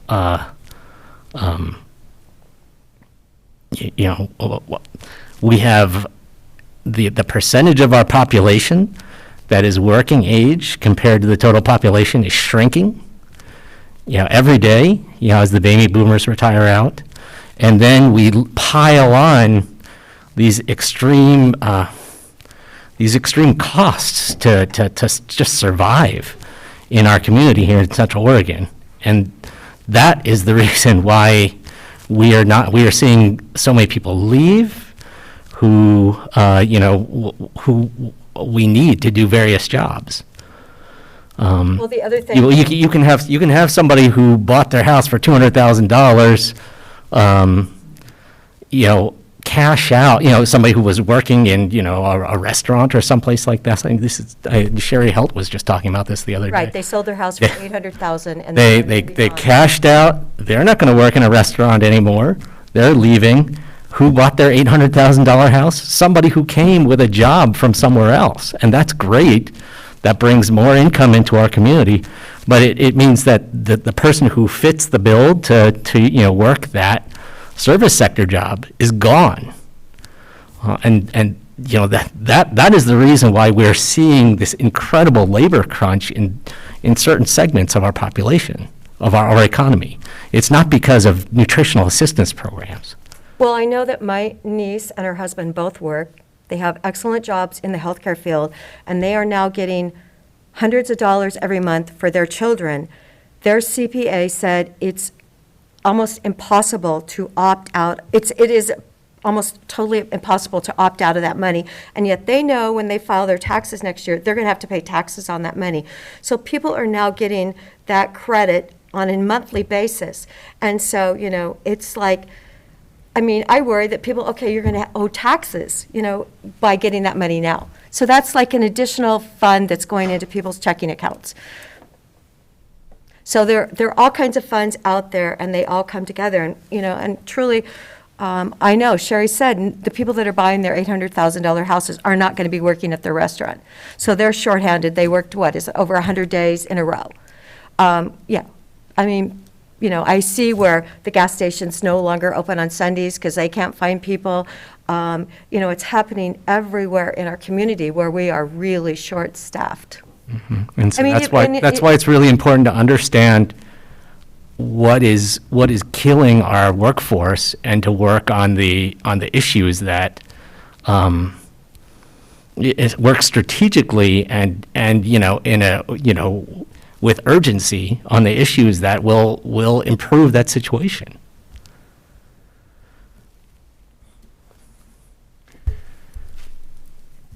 And we actually do have tremendous opportunities with the ARPA funds to do that. And I believe that we have done some of those things already. And I'm really glad that we have. And I hope that we can continue to do that.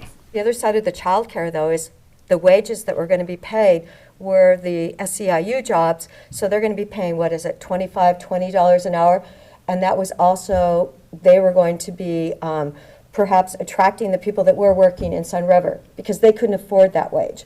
Well, so, it's. If you want someone who does childcare to actually be able to live in this community without nutritional assistance, without a housing voucher, without OHP, you actually need to pay them a living wage to do like a very important and demanding job. So, that's what underpaying people to do important jobs does. It basically, it may make labor affordable for a business, but society pays the costs in other ways. Well, so underpaying is all relative. If somebody's trying to cover costs and take out basic profit relative to a set of incomes and expenses, please don't blame somebody for underpaying. The whole economy is evolving. I'm not blaming that specific business, but that specific business is paying the going rate, and the going rate is in many sectors not enough. Well, yeah, everything's changing right now. This is a very dynamic time in the economy, and it's very disconcerting also. So, good discussion. If we want to. Well, when you see the wages have gone up 4.4% this year, and they haven't gone up for decades. So that is really good. But then you see inflation, and so you know that they're truly not getting ahead. It's just try and fill your tank up in today's gas prices. So, yeah, it's incredibly difficult, and, it's a real worry. Thank you very much. Yeah. All right, let's keep talking So, about, yeah. let's keep talking about how we can use the ARPA funds to impact our labor shortages. Thank you. Okay, so Commissioners, in your packet, there's a graphic that's been added that should do a pretty good job of explaining where we're at so far. And you have a couple different ways to look at it, but one of the bottom graphic there, that's the pie graph, shows that we've committed about 60% of the funds, and about 40%, or actually 39%, have not been committed yet. So it just kind of gives you an order of magnitude on where we are at. Greg, I actually added them up at $23,578,000 for the upper graph, and we have, what, $38 million? Mm-hmm. So that's more than half. More than half has been committed, correct? Right. Yeah, about 60%. Yeah. And then beginning on the page after that, again, we have two lists. We have the eligible list and the funding status of each of those line items. And it's dynamic as we learn more and we have more submissions. They'll be put on this list here for your consideration. You'll also get a copy of the proposals. And then the second list is all of the requests. So I believe there's well over 100 that's been submitted, and whether or not they're eligible or not eligible or yet to be determined. So that gives you the whole scope of it. So at this point, if there's any conversation about the eligible list, and anything we'd like to hear more about or have questions about or are ready to make a funding decision on. So one of the concepts, just to start moving forward, is I do support the concept of sewer expansion. There's a future discussion with the City of Redmond, and then also Tummel has come to the table, which we heard that public testimony on. So we don't need to go anywhere today, but I'm just saying, let's bring that around, because those could be, kind of bigger numbers, which could take percentages off of that pie chart if we get there. So I'm just advocating for that. Looking at our childcare, weren't we trying to add like 550 new children's spots? And I think, oh my gosh, we just lost 50, and we haven't spent a dime. And, I just feel like, oh my gosh, so now we really need to do 600 spots. And I forwarded that information on to, the Kelly Sparks specifically, and then, the folks at Neighbor Impact and the High Desert ESD. So everybody knows that that's happening there. So we're going to see if we can do something about it. Especially with the funding commitment that was just. Well, I was hoping perhaps that Revillage could take their model down there, where they actually have parents that are involved, and then they have, it seems like they might be able to fit something there. Because they were going to Sisters Bend and Redmond, so why not add Sun River too? Well, a key component of the Revillage model, I mean, that the volunteer, the parent sweat equity labor is great, but a key component of the Revillage model is that they're using public, or not public, institutional spaces that already exist that they don't really have to pay for. So I don't know what the Sun River situation is, but if that was a building that, if it's a commercial building that, needs to pay rent or needs to pay a mortgage, that's not necessarily a place where you can take that model to. Well, perhaps they can pay more than the $350 that Revillage was charging, and it does have a lease. I do believe they have a term left on their lease. So, to think you're going to lose your whole child care, it's pretty frightening. Where do you go when we don't have any? So I mentioned sewer, and then another one is the whole affordable housing category. One of my thoughts is maybe we just come up with a simple formula, so I'm referring to Habitat for Humanity, a formula, and I'm just throwing out an idea here, for relative to population, and just come up with something and kind of put out a number to each one of the organizations. Because Bend, Redmond, Sisters, and Lapine Habitats, there's 3 of them there, I think, not 4. But, right. We could just put out a formula that gives them all resources, because I'm sure any dollars are going to be good dollars that they can invest for Habitat for Humanity. Well, for at You least mean for the- staying with the 5.8 million and then allocating it Well, on a percentage basis? anything, so as I said, look at there's a $2 million request and a $200,000 request, and, so we just come up with something. If I can jump in real quick, so we've met with that group already once, and we're meeting again on Thursday, I believe, to have the secondary discussion and where we're leading with all of this is to come up with a proposal similar to how we did with childcare that can be presented to the board for your funding consideration. So just to let you know where that process is going, I would hope that we could come back within a month with some information for you. So Greg, when will they be able to come back, like next week on Wednesday or something? Then I don't know that yet. We're meeting again later this week to continue that conversation. And then my hope would be is that we could do it in somewhat of a time frame similar to childcare.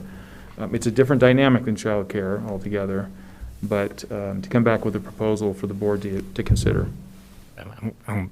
I'm really glad that you're taking that coordinated approach and getting all those entities together. And I think that what Commissioner DeBonne is suggesting might be a good additional kind of way to frame up or analyze and frame up the request that they ultimately come with is how do you figure out what is geographically equitable, for in this particular slice of ARPA allocation. I would say that we should think of the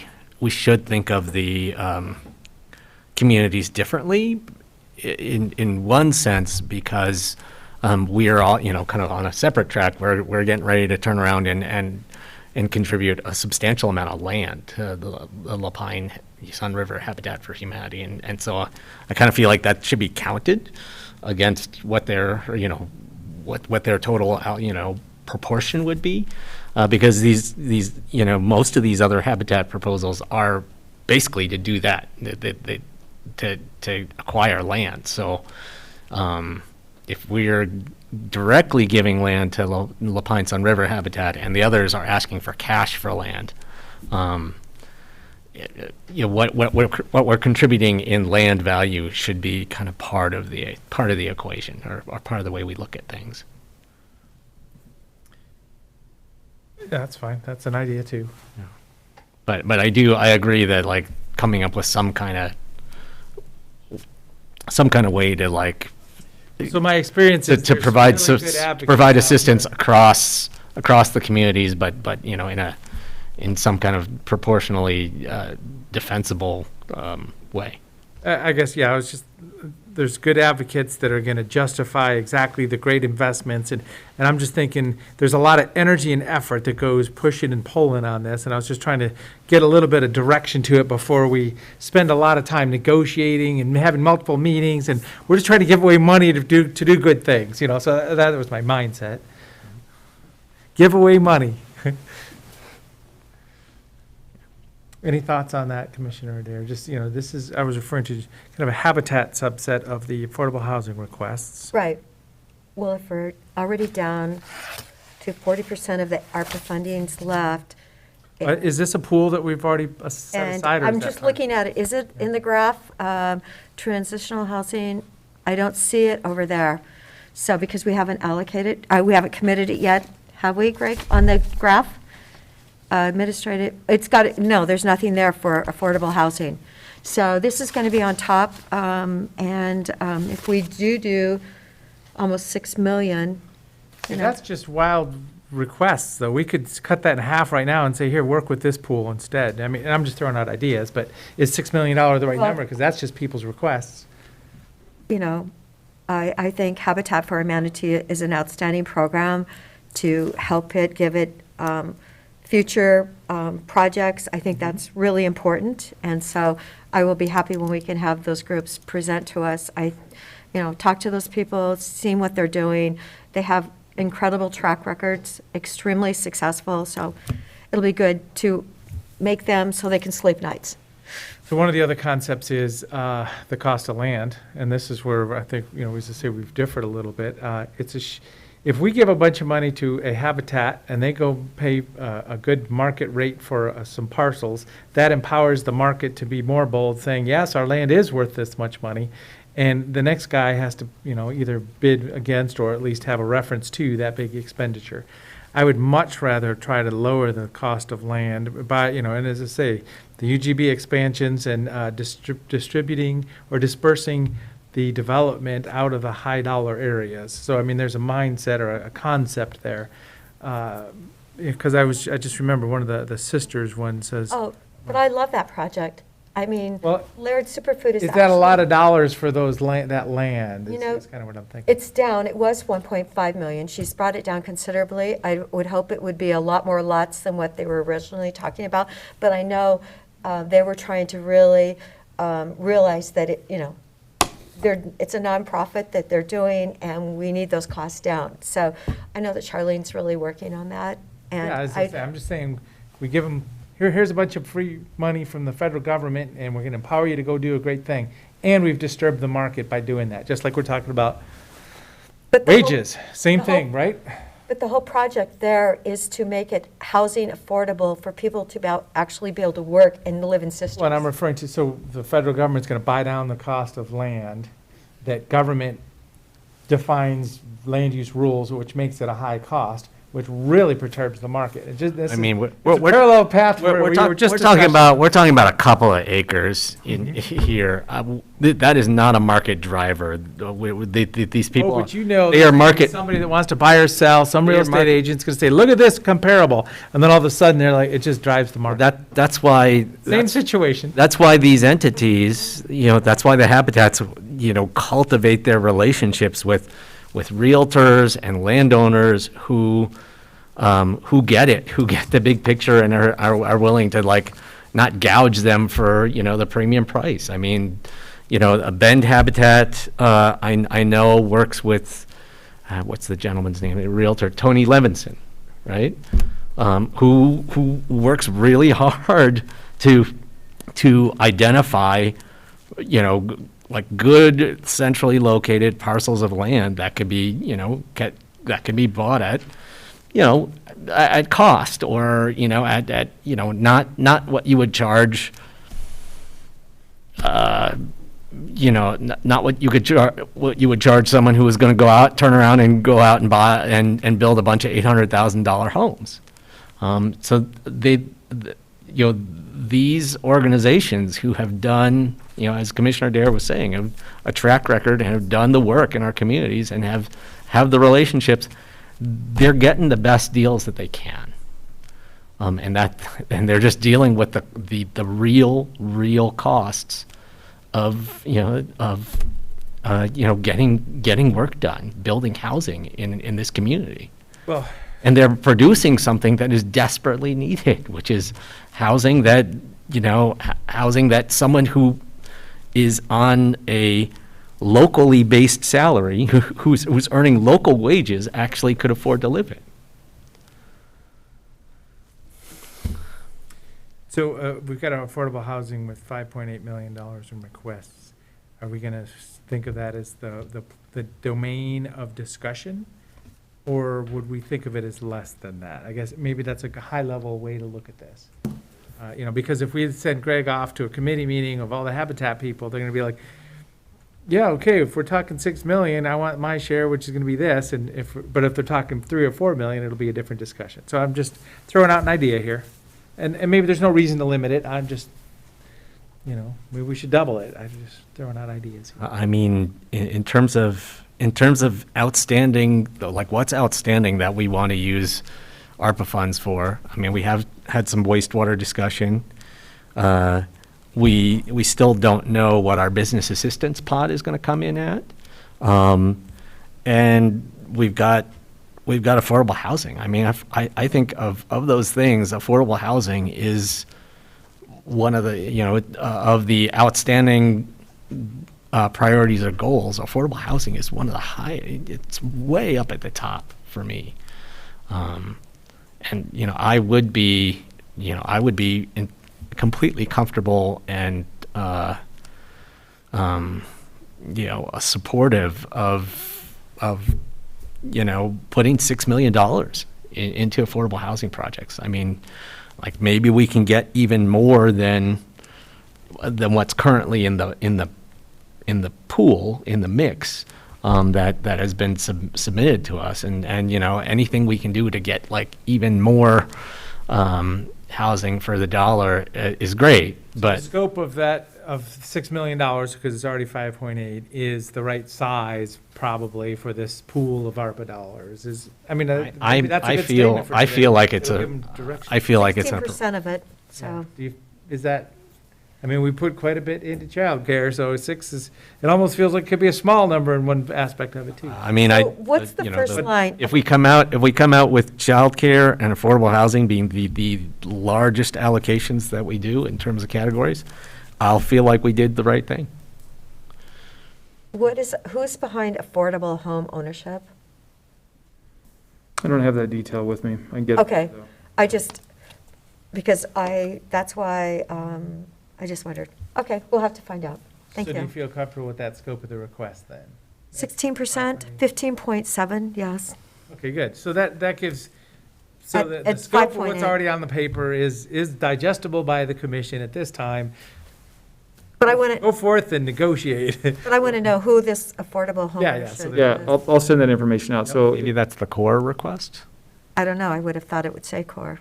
I don't remember. so just to make sure I understand, are we saying 6 million of the remaining 15 million or so is going to be put in a reserve to be determined how it will be used based on the meetings with the Affordable Housing Coalition to come back to the board at some point? Is that what we're Think saying? of it as the bucket or whatever, yeah. Yeah, it's just, we're setting it aside to be used for affordable housing. How specifically it'll be used to be determined a little bit later. Kind of like we did with Sounds good. childcare. Okay, got it. Quite a coalition in front of us. Yeah. There you go. That's interesting. Very exciting to be able Yep. to say that's. I mean, and there, Thumbs up on at least that scale. there are other ideas we could throw into the mix. I mean, a long time ago, we were discussing the idea of, well, what about setting a certain amount of money aside just for, just to make local governments whole who are doing SDC relief? That's not giving the money to, a nonprofit or a non-governmental organization. That's giving the money directly to, Yeah. various local taxing districts who When I are. think of, if we're gonna help freeload something in Redmond, if we get there, that's kind of that same concept, isn't it? I mean, it's future sewer capacity that's gonna be utilized, that's prepaid for, which is reducing that future SDC requirement. Or at least, reducing it. And don't forget, looking at the small business and nonprofit assistance, if we've only approved 1.6 and the request is an additional 2.2, that's pretty significant. And in that is, the Boys and Girls Club, and they are asking for $619,000 plus dollars that they lost with the impact. Well, the formula or the kind of methodology for people to submit their business assistance requests for COVID losses, I'll be interested to see what the Boys and Girls Club number looks like when they run it through the process. Because maybe it's still 600,000, maybe it's less. Well, remember, then they have to do a capital campaign to get that second building done over at the hospital on the 5 acres. So, they've got to raise money for that in order to complete that whole project. So, So is there a formal direction on the 6 million from the board? I'm supportive of that. So I don't know if there's going to be a minutes motion, but I'd say there's thumbs up support for that scope of affordable housing in that section, and for negotiation between the current players, and if anybody can optimize it more, it's time to start talking. Is that supported, Commissioner Adair? honestly, okay, we're talking about 600,000. I would like to know who it is before I agree to it. And if we actually have that team of people putting something together. I think we should listen to what they're saying. So all this is doing is I don't putting want that to, scope Yeah. of $6 million for that team to show up and say, we got great ideas. but then that means if that's 600,000 is a little shady, where do we put that money to? We'll take it out? I would imagine that this group could come back with all of these on the list, or none of them, or some combination of that. Because remember, these were all individual requests that came in, and now we're talking about the issue as a group, as a pool. Everything will be justified. I mean, I Yeah. wouldn't assume that there's anybody going to sneak anything through here. It's going to be a very public process. Yeah, we'll review every single sub-proposal. You could And decide Greg, to there, increase- You could decide to increase the pool above 6 million or less. There's still a lot of freedom and flexibility left. and Greg, there are people who are part of that consortium who don't have a direct dog in the fight, right? The Lynn McConnells of the world and people like, okay, that's, yeah, I mean, to have someone, someone like Lynn McConnell, maybe like, I don't know, is David Brandt involved? I mean, to have people who aren't specifically asking for money, but are, can kind of stand back and say, here are the places where if you put $1 in, it has an impact. Yeah. I think that's a very helpful thing. And in your discussions with them, I mean, particularly the Lyns and the Davids of the group, I would encourage them, if there are ideas for how to turn the dial that are not included in here, like the SDC relief or something like that, like please let us know what you think. And that is the scope of the discussion. Great. Yeah, because I mean, with Again, the scope is really, we have a limited a limited amount of resources. How do we maximize the impact of those resources to lower the cost of housing into the future? Great. Yeah, because I mean, look at what happened when we empowered the Child Care Coalition that way. They brought a bunch of proposals, and then we said, well, what really is going to turn the dial? And they came back and they said, investing $3 million in developing the workforce, that's what's going to turn the dial. And that was, in my mind, that package was so much better because those area experts, kind of, identified something that wasn't on the list originally. Yeah. Thank you. So I had a note on here, and in fact, Holly's still in the room. So the Lord's Acre Day, I don't know if you want to speak on that at all. I don't know how involved you might be in that, but it was just interesting. It was advertising in the newspaper recently, in the Bed Bulletin, talking about Lord's Acre at Powell Butte, but also the history of that. I mean, it's an acre for the Lord's work, an acre of land on a large farm, just like we're talking about, right? So just let's plant an extra acre and give it to the community and the church for doing good things. So as I say, I don't know, I want to put you on the spot. Do you have any thoughts on that, if you want to share?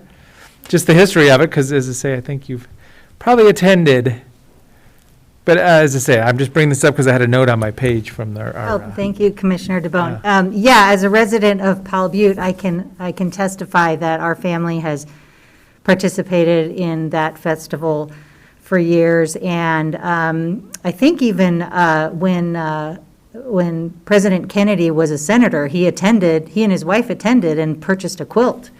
So it's a phenomenal event. I'm so glad they get to do it again this year live. The church there at the center of Powell Butte spends a year planning for it, baking goods for it, collecting the different foods that they will sell. Historically, it was started because the farmers would bring an acre worth of their crop, and they would donate it to the church, and then the funds were used for missions work in the community and beyond. And I believe that is still, I'm not a member of their church, but I believe that is still their goal.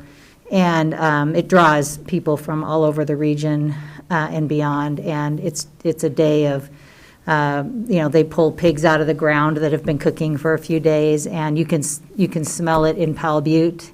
And it's a great community event. So, and it's 75 years or so, something. Yeah, this is their 75th year. Mhm. But I was just pointing, I think one of the terminology was plant a row for the needy was the referring. But and my point is, it's, around the country, there's a 100-year history of this kind of effort. Yeah. And it was based in the church originally, and now the community is doing it. So it's just exciting when you equate those two together. You're like, oh yeah, we've been doing this for a long time. So. Yeah, I think folks lose sight of the fact that when a church decides to do something like that, they have a built-in workforce ready to reach out to their community, and both that church has done a phenomenal job of that, and I'm sure there are other churches doing similar things, but It's great to have that history. yeah, it sure is. And I think they have really good pies. I think that's what I And quilts. Yes. Well, as I say, I had a My note on husband's into here. pie, so I have to yeah. go where they're selling pies, right? Oh, they have wonderful pies and cinnamon Yes. rolls. Yes. That's a sense of Cinnamon community. rolls. Yes. Commissioner, yeah. Am I missing a request from? Oh, no. So what I'm referring to. You're just giving a little Yeah, plug so for the I was Lord's gonna say, Acres. It was a note, yeah, it's kind of an advertisement for an event coming up this weekend, but it's also equating it to, plant a row for the needy, I think was some of the terminology, and this effort. And it's been going on for 100 years and all kinds of fun history here. But it was just putting it in perspective. When you hear about the Lord's Acre event in Powell Butte, that's the same topic, started from many years ago. So, thank you for sharing. I figured you were still here. Yeah. Many good ideas have long histories behind them. Yes. So, good. Okay. So anything else on ARPA funding update? And then would we want to bring anything? So, as I say, we were talking about setting the agenda. I don't know if we were going to get to, kind of 1, 2 today or package up in the future. That's why I said maybe we'll meet on Wednesday. Is there any request to meet on Wednesday on this topic, or should we just send them off on affordable housing and see what? Why don't we meet on Wednesday, because maybe someone will have seen what we're talking about today and let us know tonight that we need to bring it back up on Wednesday. fine. So You know? it'll be, We're down if we only have 40% of our funding, or wait, 75%. we're getting big commitments here, yeah. Yeah, that there may be someone in the community that really didn't realize they should have reached out. And Greg, when was the High Desert Food and Farm Alliance ready to come back? Yeah, we haven't scheduled that yet. We haven't finished the communication back and forth, but as soon as we do, I would put an agenda or an item on the agenda for consideration. If Wednesday, if we want to slot something in and there's time to do that, and I get a response back, I could bring that back on Wednesday. Great. Yeah, so we'll see what comes on Wednesday. So we'll get to that agenda item and see what's ready. All right. Anything else? That's it for me. Yep, good. Seeing none, we'll move to our next agenda item. A little bit later than we thought, but we did start the last one right on time. We just went a little long. So this one is discussion of the illegal marijuana market enforcement grant program. And this would be DA's office, sheriff's office, folks, there may be people in waiting in the Zoom. There we go.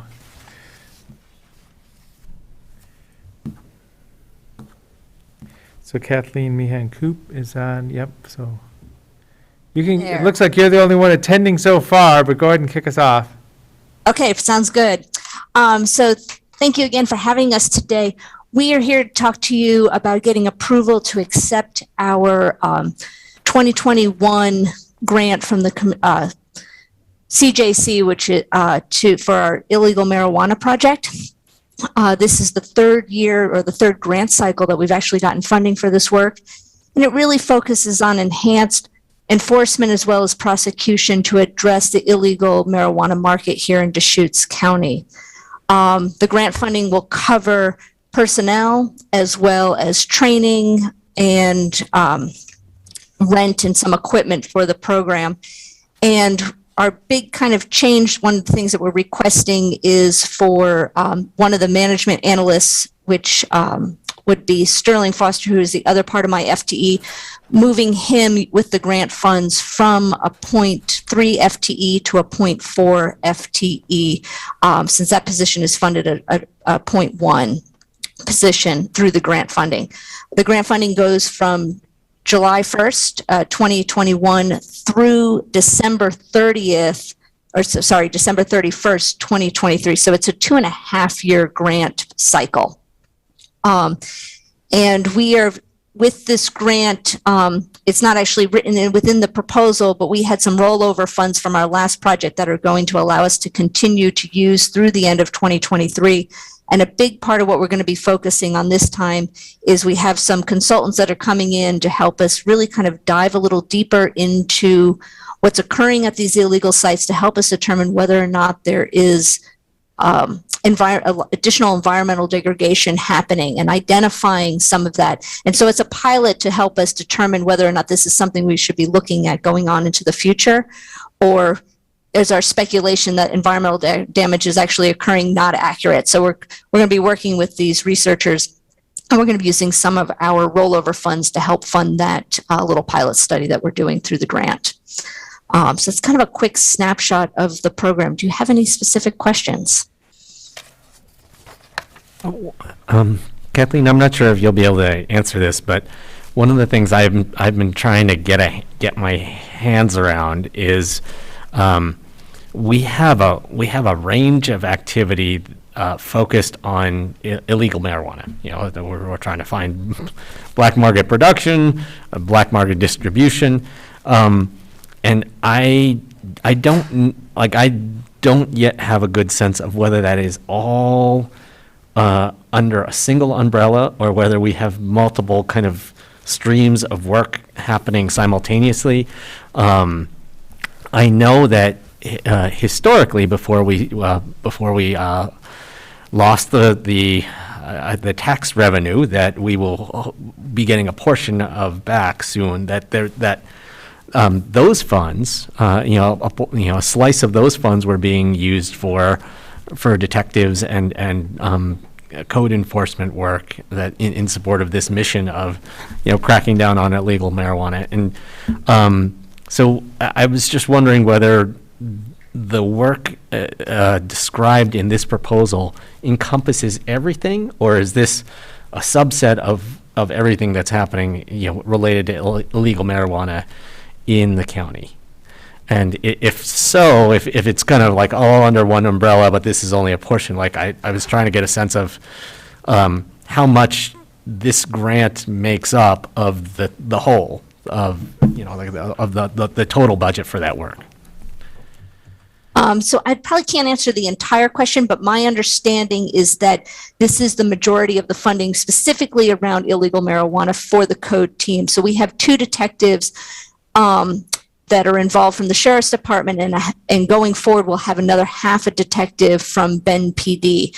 For both of the agencies, they actually fund the work of those detectives from their own budgets, but what we've requested through the grant funding is for overtime for those activities. We currently have only 1 detective working on the marijuana project, given just staffing issues, but we're looking to hire a second one through the Sheriff's Department, and as well as another detective who will split his time half with the marijuana and half with just other drugs under the code team. So helpful. Does that answer does that help at all? Yeah, no, it helps me understand a little bit about kind of the human resources and the funding that's being invested in this work and how it all comes together. So does this grant require a match, or no? It doesn't. And I know that a lot of times the detectives that are specifically marijuana, they help with some of the other code activities. And one of the unique things that we're doing, because of the resources that we have in Deschutes County, we actually also work with some of the other counties and help their law enforcement agencies when they have specific marijuana grows, because some of these grows, it's related to illegal activity, are quite large, and they need some additional assistance. So I think that helped us get our proposal, as well as the fact that we are working kind of cross-county and helping other of our local community members. Yeah. No, and when you're dealing with, now we're learning that there is organized crime activity, like national or international organized crime activity involved with some of these production operations.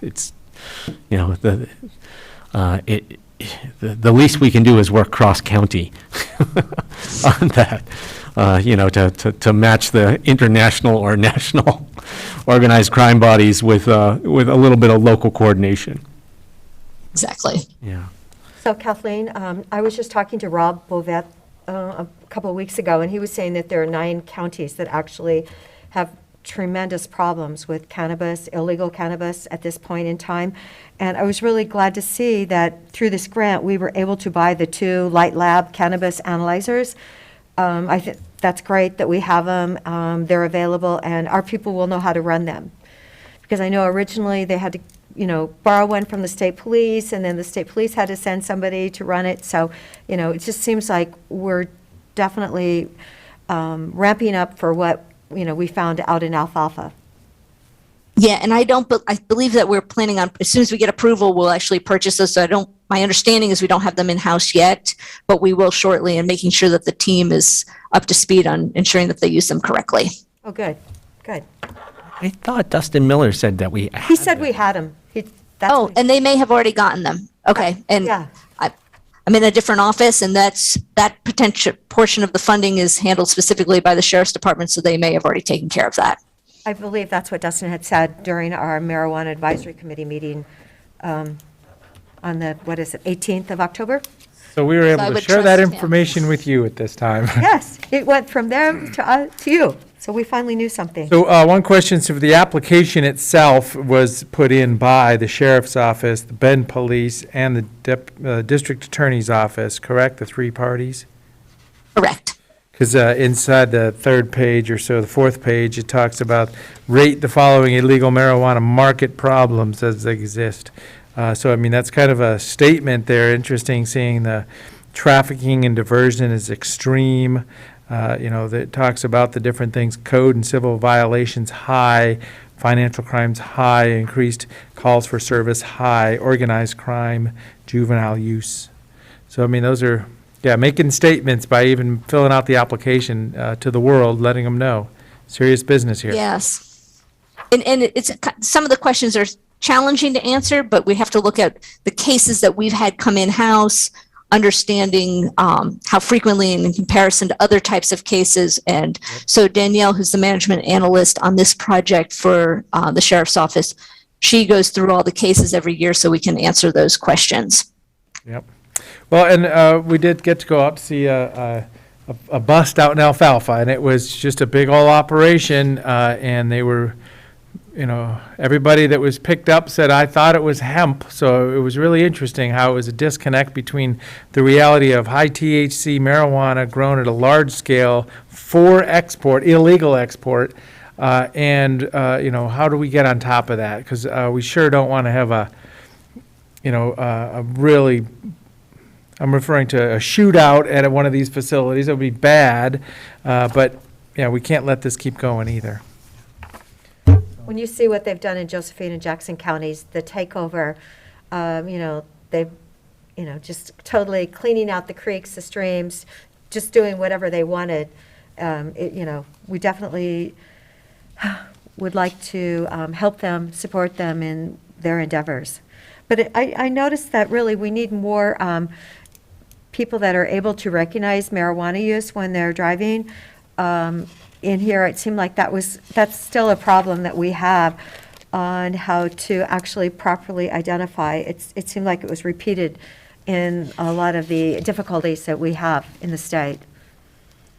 It With is the drug recognition because there is an actual test to implement to determine when somebody recently used marijuana or not for driving. So that is a challenge, but that's a challenge not just here in Deschutes County, it's a challenge for any state that now has legalized marijuana. Right. I know. It was just fascinating reading, so many people said, we need to get our laws simplified, and then they're very difficult to enforce. So those were like the top 2 responses from officers. Yes, from the officer survey that was done, correct. Right. And one thing we are working on, which was kind of part of that rollover, is our website to kind of educate people on what are the current rules and regulations regarding cannabis use, growing, anything related to cannabis here in Deschutes County. And the website is developed and we're currently doing the editing on it. So hopefully in the next couple weeks, all fingers crossed, it's taking a long time to go through the edits. It's quite large. We'll be able to share that with all of you. Are those the Canifax that you have? The Canifax, yes. Yeah, I thought that was really fascinating. So, okay, so it's almost ready to go then? As soon as I finish doing my edits and can send them back to the web developer. So yes, we're getting near the end that it's going to be up. Great. But I don't have an so exact much. date. But here's a preview in the agenda item here, huh? Yeah, There is. good. So is there an approval here? So approval to receive this grant is where we're at today, correct? No, it's coming back to you on Wednesday, I think. Okay.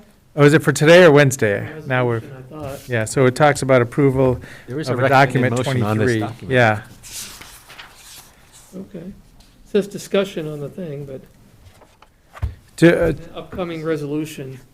you know, Kathleen, is this for Wednesday then? Is that the idea? It says To be upcoming. honest, I'm not 100% Yeah. sure. The resolution was- Joe at the sheriff's office Yeah, the document completed is. paperwork, so I assumed it was all today, but I could be wrong. I think it's All right. agenda item On 2. Wednesday. I think it's agenda item 2 on Wednesday. Okay, so is it Great. consent? Well, it could be consent, or you could talk. Yeah, so, sorry, I guess we need to, when we do separate them, we need to make it real clear about the fact that this is for discussion only or something. So let's take that for discussion only today. There is a document number 21-23, but that'll be for Wednesday. Also, somebody could please forward this to the Cannabis Advisory Panel. I mean, this agenda item even, just the attachments and the agenda item for today so they can see it. The application itself and the proposed Canifax website. I see a bunch of people nodding their head. Who can do that for us? Make sure that Peter can do that? There we go, okay. So our Community Development Director will send that to the Cannabis Advisory Panel. Anything else for this item? Seeing none, next, item number 6, fee waiver request. Thank you. Thanks, Kathy. Yeah, thank you. Thank you.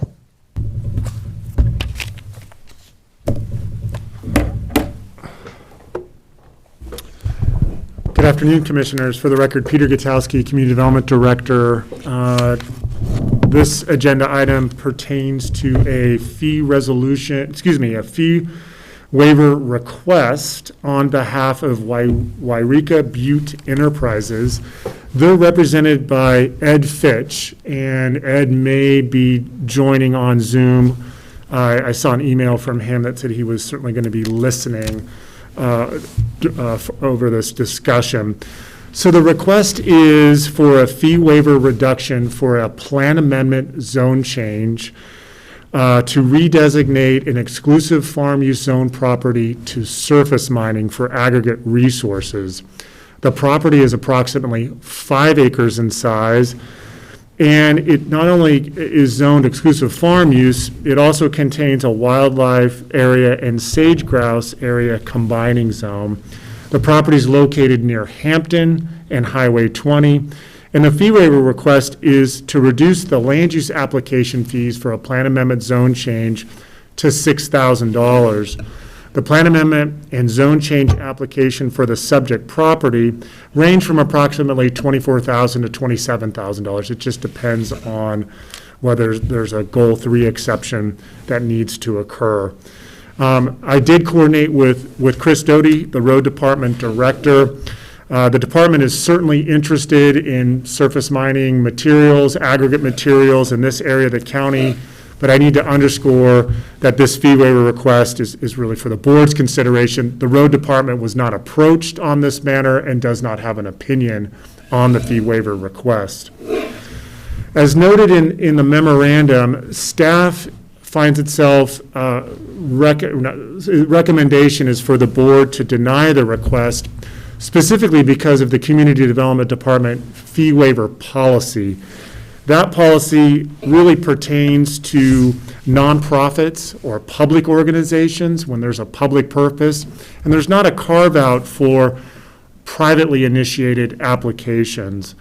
So staff is available to answer any of your questions. I see that Ed Fitch is on Zoom, and so you're certainly welcome to engage him, but I'll turn it over to you, Mr. Chairman, for any follow-up remarks. So, any thoughts to start with? Oh, I just wanted to make one correction on its previous fee waiver actions. In that first line, it says September 29th, and it should say 2021. It says 2001. I just wanted it for the record, Peter. Thank you. Because I was thinking like, wow, Randy's been in the position for quite a while. Yeah, that's a typo on my part. Yeah, it Yeah. should say 2021 on page 2. Yep, thank you for catching that, Commissioner. Well, I just, So that shows, September of this year and then October of this year. Correct. Yep, I Got it. apologize for that typo. Peter, there is, when we look at the applicable fee waiver policies, there is, number 4, which, addresses what you were speaking out about. Provide a public benefit provided by a nonprofit or public organization. But then there is this number 8, that the board may waive fees in any other case where the public benefit is served and other remedies have been exhausted. And I've definitely heard arguments that the public benefit is served by this project, but short of dragging Chris Doty in here to give us comments about the value of having surface gravel available. Is there any way for us to unpack a little bit more what public benefit we're talking about here? It's a great question, Commissioner. Certainly the board has the prerogative to interpret this policy 8 if you find that it's a public benefit is served and other remedies are exhausted. Staff is not in a position to interpret it that way, but it's, again, this is up to the board's discretion. It is known, and certainly Ed Fitch can speak to the challenges of aggregate materials or resources in this area of our county. And I already echoed, and it's echoed on my opening remarks, just that our road department director has acknowledged that, they would benefit by an aggregate resource in this area. But I need to also emphasize again that the road department's not taking a position on it, and just representing as the department with our fee waiver policy, we are bound by, the policy 4 there, but that doesn't preclude the board from interpreting it differently, and that's why it's before you this evening. So, experience for myself in southern Deschutes County, there's been discussion of aggregate for paving and road work, even just gravel roads. So one of the most valuable things you can do on a dirt road is just put a little bit of gravel, at least at the intersections, to control the situation. But it's distance. When you load up a big old truck with 10 yards of heavy rock, it's a big difference between driving 5 and 10 miles and having to go 50 miles each way round trip. So it's very valuable. Just it's all a function of distance. So this has been through a process at the county by receiving the request, and there's been it's been denied twice, basically, before it got to us, so I just confirming. Yeah, correct, Mr. Chairman. I generalized the Yep. staff Yeah, recommendation just getting as real clear, noted in yeah. the memorandum for those that might be listening online. The way the policy procedure works is one first respectfully requests in this case, a fee waiver reduction to the community development director. That was respectfully declined. Then there's an appeal process to the county administrator. That was respectfully declined. And then one can appeal it to the Board of County Yeah, Commissioners. so And this that's is where we our are this afternoon. procedures, yep. Yeah, thank you. And then the policies, number 4 and 8. Any other direction or thoughts? I guess my other question, Peter, so we have our fee schedule, and this potential range, $24,000 to $27,000, and do we have a methodology to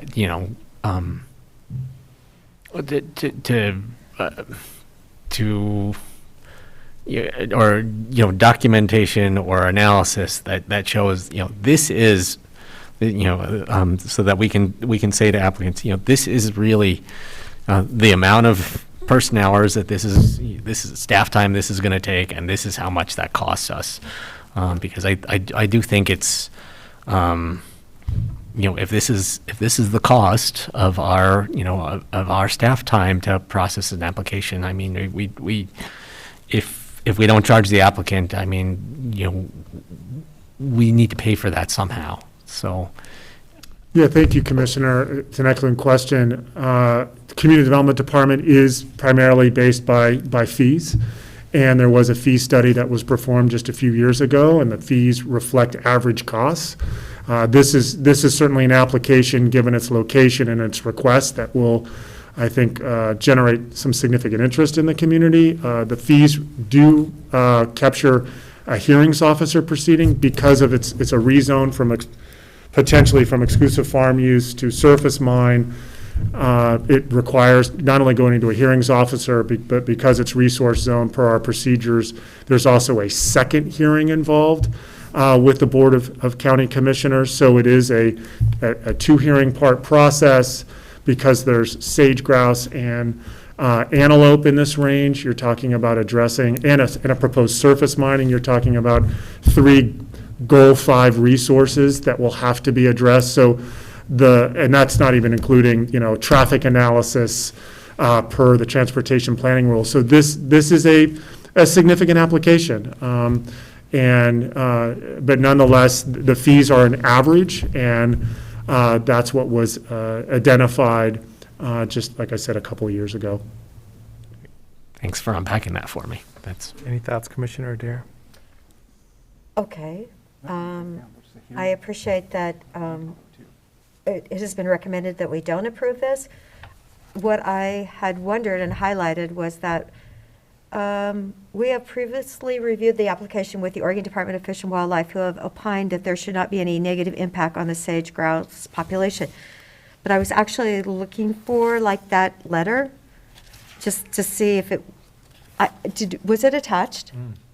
You mean a letter from ODF&W? Yeah. Commissioner, it was not included with the request for a fee waiver reduction. There was a pre-application conference a few months ago where the Oregon Department of Fish and Wildlife were invited to participate. I'm not aware of their remarks. I mean, there is sage grouse in this area. As part of an application, the applicant would want to know specifically whether or not there's mitigation required, but that certainly can be a question, if the board chooses to engage the requester, again, at Fitch is on Zoom, but I don't have anything in writing, nor does the department. Well, I was just really feeling that, it doesn't fit the definition to get a fee waiver. And if I were to change that opinion, I would actually want to see that documentation, because I know how protected the sage grouse are. And Peter, did you mention that antelope and pronghorn are also a Goal 5 covered species? Yes, Commissioner. The sage grouse are identified in the sage grouse area combining zone, and then we have a wildlife area combining zone, and antelope are designated on that Goal 5 inventory. So as part of a plan amendment zone change, just for context, an applicant will be required to demonstrate how this conflicting use, they'll have to go through what's called a economic, environmental and social energy consequences analysis to document how this new conflicting use will, address both sage grouse and antelope. And for sage grouse, there's specific mitigation rules to the extent that there are impacts that have to be addressed before the surface mining zone is maybe whether the surface mining zone is established or prior to, as part of a conditional use application for the surface mining zone. So that mitigation responsibility, to the extent that there is one, has to be addressed before an aggregate operation commences. For antelope, that's another process, to address those related impacts and what Oregon Department of Fish and Wildlife believes is a appropriate level of response or mitigation. Truthfully, we haven't had a proposal that's affected sage grouse and or antelope in this part of our county since the sage grouse rules were adopted by the state and adopted locally in our code. So there's not a lot of examples, and so this is very much regardless of the fee waiver request, to the extent that one goes forward, this is very much a matter of first impression for us because, again, we haven't seen a significant development proposal in this part of our county for quite some time. But we do know that there are watchdog organizations out there that are concerned about rezones of EFU land, and we do know that there are watchdog organizations out there who are concerned about sage grouse and pronghorn habitats. So, so the anticipation that there might be, that this might, that we might have a lot of a lot of hearings officer type process and hearings back to the Board of Commissioners. I mean, that's that seems like a reasonable expectation or a crystal balling of what might happen to me. Correct. Okay. So this is an official request in front of the Board of Commissioners. Staff's recommendation is a denial. We've had some discussions here.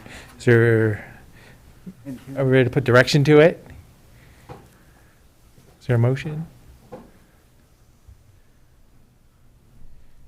I don't know if I'm ready to make a motion, but I mean, I would just say that, I see the potential value of this project. I can understand that there might be public benefit associated with this gravel source, but it does seem to me that the anticipated fees are needed to thoroughly process this application, and I wouldn't want to shortchange the county on collection of those fees to run this process through to the end. Well, and yeah, so as I say, my thought is being the quasi-judicial review board, we're just in a spot where it's probably not appropriate to kind of predispose of partnership or whatever might be able to be assumed if we used fees and other dollars to backfill this too. Yeah. Well, that's another consideration. Yeah.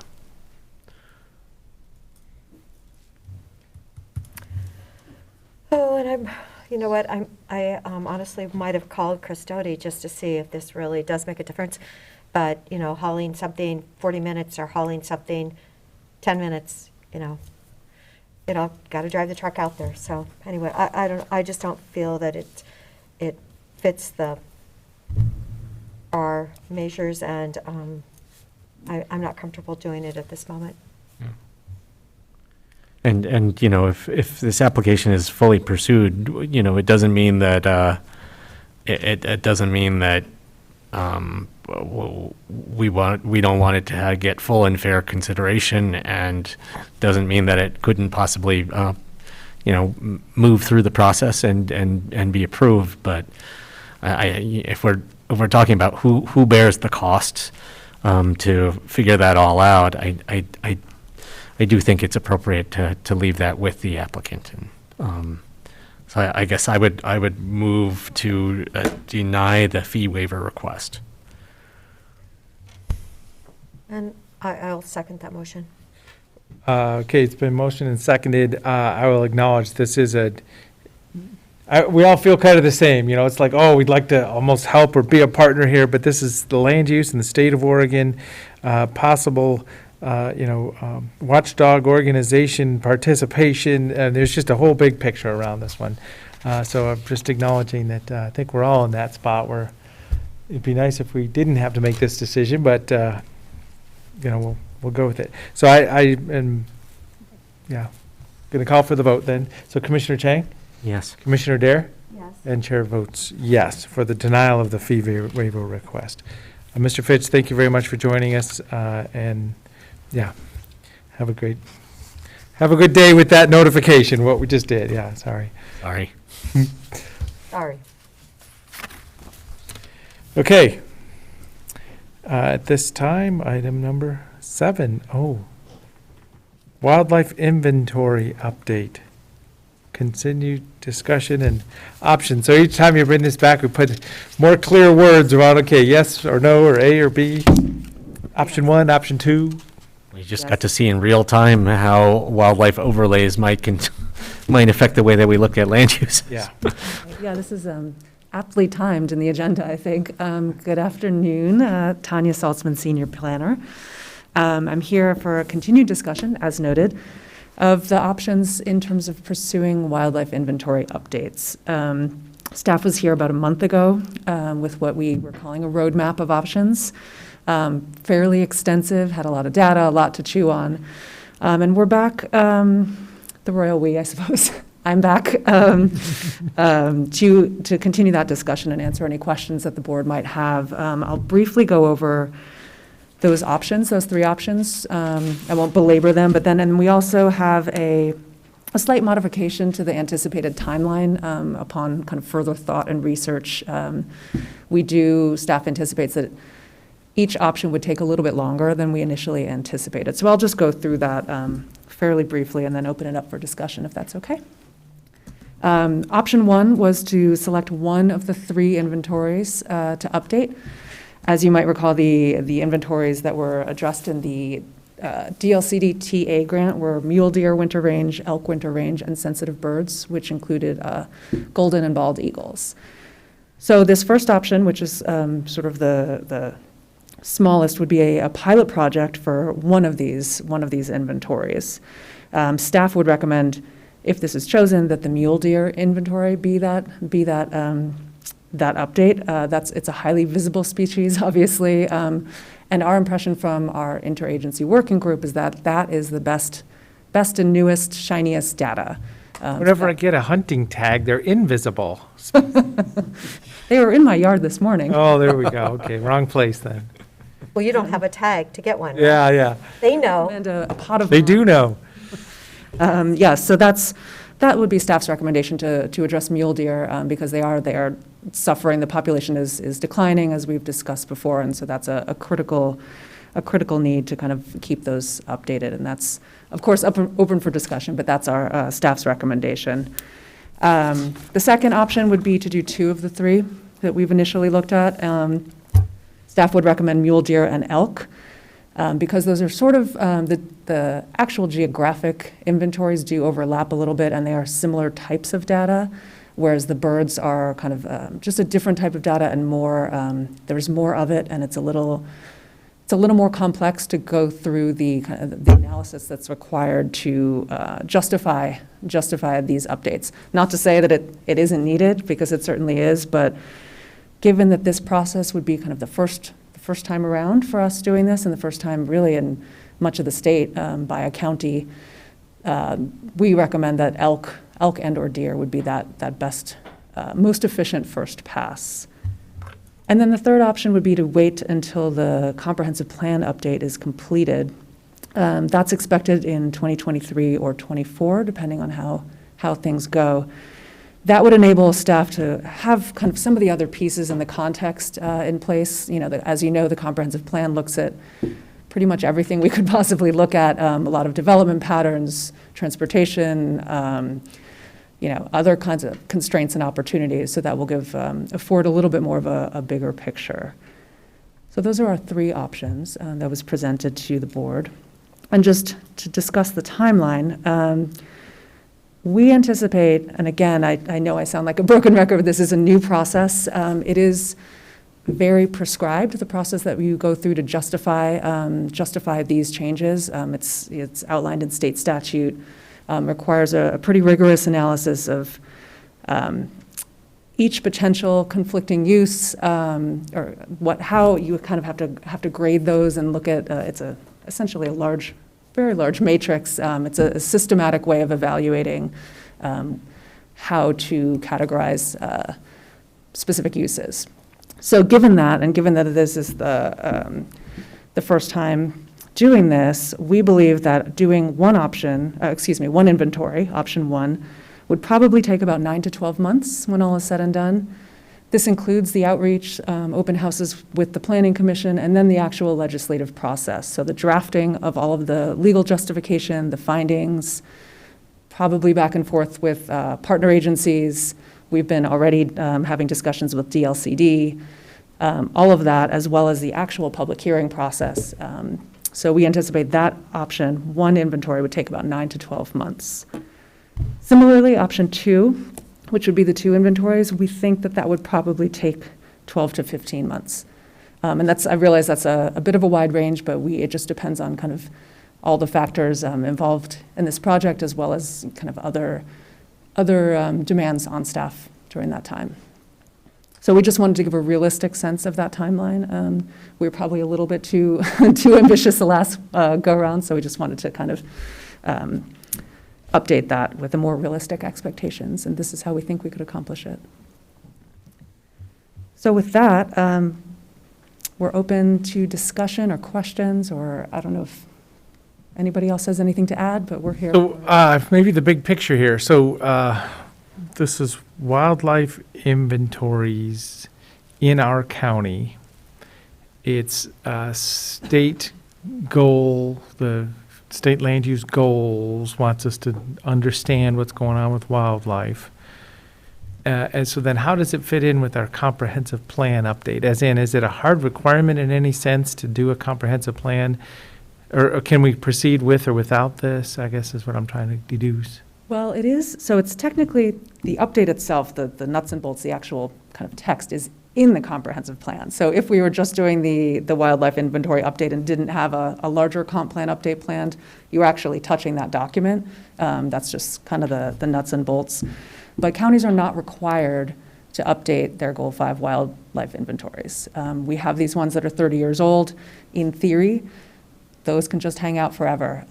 Is that a good idea? I can't answer that, but there is not a requirement by law that counties have to do these periodically. Well, my goal would be, just kind of if we're going to do a comprehensive plan, let's be clear on that comprehensive plan, because this could, just like a contentious land use issue, this could take us all kinds of energy out too. So I'm just trying to kind of think of, can we go down this path without really adding a lot to a comprehensive plan effort, or do we need to by law, I guess, is the other way I'm thinking of this. Yeah, I mean, the two things can operate in parallel for sure. They can happen at the same time. There's, the larger comprehensive plan and the wildlife inventory update. They will speak to each other, of course, but they can happen at the same time if desired, or they can be sequential. It's really up to us. Please. Mr. Chairman and Commissioners, again for the record, Peter Gutowski, Community Development Director. I think it's important you may have questions about staffing capacity. This opportunity is being framed as a pilot project. So selecting one, I think can provide an excellent example of how one wildlife inventory can be adopted into our comprehensive plan while the comprehensive plan update is getting kicked off. There's no doubt that through the comprehensive plan update process, the work that Tanya did, as you're well aware, that addresses elk and bald and golden eagles, that there will be other inventories that are identified that I suspect Oregon Department of Fish and Wildlife will identify over the next 20 years should be revisited. From a staffing standpoint, this is something that we can do if the board finds that this is a priority. We are filling the planning manager position. That should happen this month. We will be filling a principal planner position for current planning.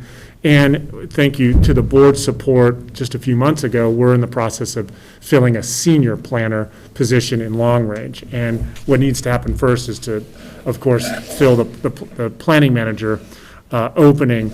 The timing, to give you a sense of our other projects, the comprehensive plan update, I'm planning on initiating a request for proposal for a consultant by the middle of November. We hope to have a consultant on board by February or March, in line with what was discussed back in August with the Board of County Commissioners, so that the comprehensive plan can get kicked off in the spring. And right now, we're envisioning about an 18-month process to have a robust conversation with our community members, revisiting the comprehensive plan, its requisite elements, and having amendments to the plan itself, its goals and policies. We are waiting patiently, and I say that with emphasis on patience, on the Transportation Growth Management Grant. We've been waiting over a year to get Oregon Department of Transportation approval to undertake the Tumalo Community Plan and Sisters Country Trails, an opportunity to look at multimodal trail opportunities in the Sister School District. That will happen. I'm fingers crossed that we will get finalization of that contract within the next month or two. We also should know in the next month whether or not we are getting funding for a technical assistance grant to look at community planning for Terrebonne and some additional resources to the comprehensive plan. So with the staffing that I've just mentioned, another senior planner, getting the planning manager up and on board, these are things that we think we can undertake. Again, we're not trying to get we're not trying to get in front of the Board of County Commissioners. It's entirely up to you. There's no right or wrong answer here in terms of how wildlife inventories fit into the schedule, but there's a lot forthcoming. And thankfully, I think we have the staff to tackle these projects. And if it's not wildlife inventories, there is a list of other projects that are on the acknowledged work plan for the department that staff can undertake. So I figured that context would be helpful as you're kind of grappling with, is the timing right to consider a pilot project at this time?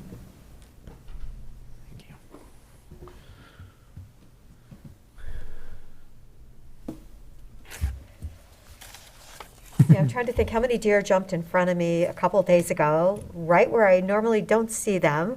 They're usually right by my house because it says no hunting, and it's an alfalfa field, and they are there, like, 30 of them, normally eating. So, I don't know. I honestly would love to have a number, like, at least of the mule deer, and no, this is what we really are dealing with in Deschutes County. I remember a conversation I had a couple years ago, and someone from the state had no idea that our cougar population had doubled. And, so there are a lot of things out there that can, plus getting hit by the side of the road, that affect the mule deer. So just to know, if we really only have, 50,000 now, and the state is still, issuing tags to hunt, 5,000 every fall, I mean, does that really work out? So, I don't know. The ODF&W adjusts the number of tags that they issue based on their best population of understanding of population, and they do, all the ranges within Deschutes County. They don't survey every year, but they survey any range within Deschutes County. They will get to every couple of years.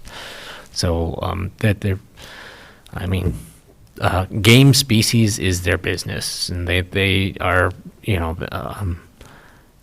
there are other species that I'm guessing they don't know very much about, but mule deer, ODF&W does know a lot about, and they are very concerned about population declines. Certainly, road crossings are a concern. Certainly, poaching is a concern. Predators might be a concern, but we've heard clearly from the biologists at ODF&W that habitat loss and habitat fragmentation is a major concern. So, I think that we know enough that these inventories and changed land use regulations in those areas aren't the silver bullet that's going to magically fix everything for our local mule deer populations, but I have no doubt that we will continue to see dramatic declines without some action to preserve habitat. Commissioner DeBonne, do you still have like major herds of elk in La Pine? Yeah, we have heard, yep. How many- Yeah, and the deer, so we see the elk come through at 30 to 50 at a time, and the deer just come through at like 4 or 5 at a time, but there's animals all over. See, I had a herd of elk by me that was like 140, 150, but you don't see them very often. But You think it's the same herd? well, I don't know. They're out by Johnson Road. You can see the herd there too. I mean, it's a different herd, I'm sure. But I just knew someone who left La Pine because the elk kept running through their fence constantly. Oh, the poor Quail Run golf course just gets demolished in the spring. All those hoof prints across all the grass and stuff. Makes a lot of divots. Yeah. Right? So I'm wondering, what are we doing here? So the ODF&W, we already had a technical assistance grant. We have a proposed footprint, right? A proposed map. So the geographic area for discussion is already defined. Yes, and then the next part of it, and we just started to touch on this last time, is that list of conflicting uses.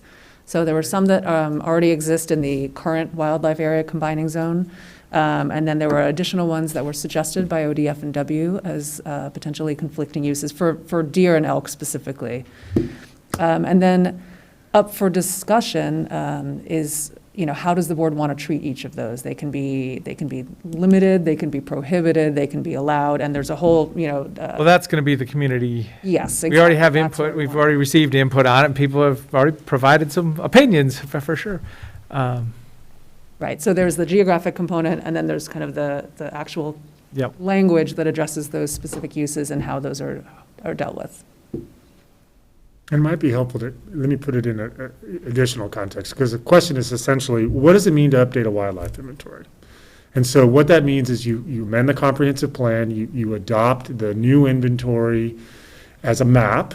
It then informs the wildlife area combining zone, and that zone regulates land uses in those areas, in this case, as being just contemplated, for areas that are mapped for winter range for mule deer. Some uses have limitations, some uses could be prohibited, but the inventory and the zone work hand in hand, and so certainly there is deference afforded to local government in terms of how you regulate a conflicting use. So deer habitat, the importance of protecting that habitat has conflicts with certain land uses. But there's, in coordination with, we thankfully have some history with statewide Goal 5. We've coordinated with the Department of Land Conservation and Development just recently. Local governments are not dictated how to respond to these types of opportunities. And there would be a public process, a set of amendments that would address how certain land uses are limited or potentially prohibited. But ultimately, the Board of County Commissioners gets to make that decision. And nothing in Goal 5 or the administrative rules outweigh what local governments and the elected officials get to ultimately choose. So your hands are not tied, but the process of bringing forth and amending the maps, creating a burden of proof, amending the zoning code, it takes some rigor, which ties back to what Tanya was speaking about, why we identified, admittedly, a conservative schedule to do this well with adequate input, open houses, but it is a significant lift.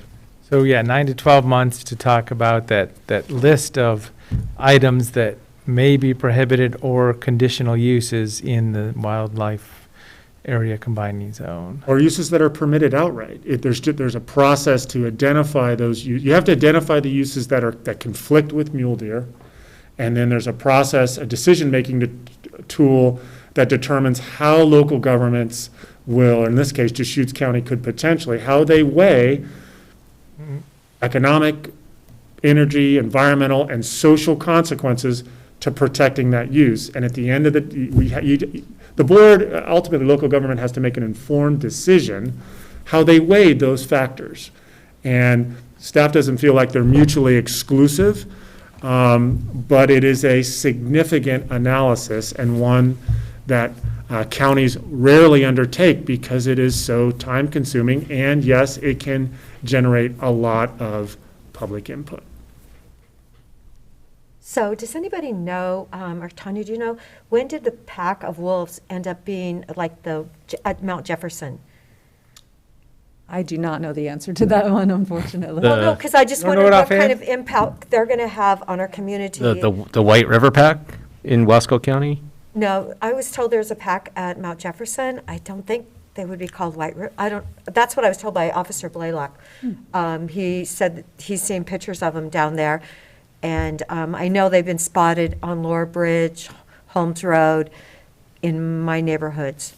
So, I mean, I just wondered if they are in this, and they travel like 30 miles a day. So are they impacting, the mule deer herd?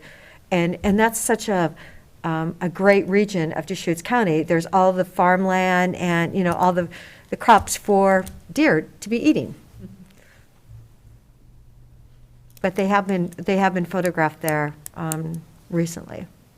Yeah, I'm not aware of a documented resident pack out at Mount Jefferson yet. I mean, there's certainly regularly there's certainly sightings of transient wolves moving through the area, and it's probably just a matter of time before we have packs in Deschutes County, which is one of the reasons we should look at forming a wolf depredation committee at some point very soon.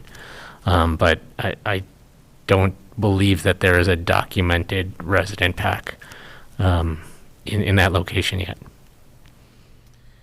So putting direction to this, for myself, either option 1, picking up the mule deer, or option 3, wait until after the comp plan is where I generally would go, one or the other.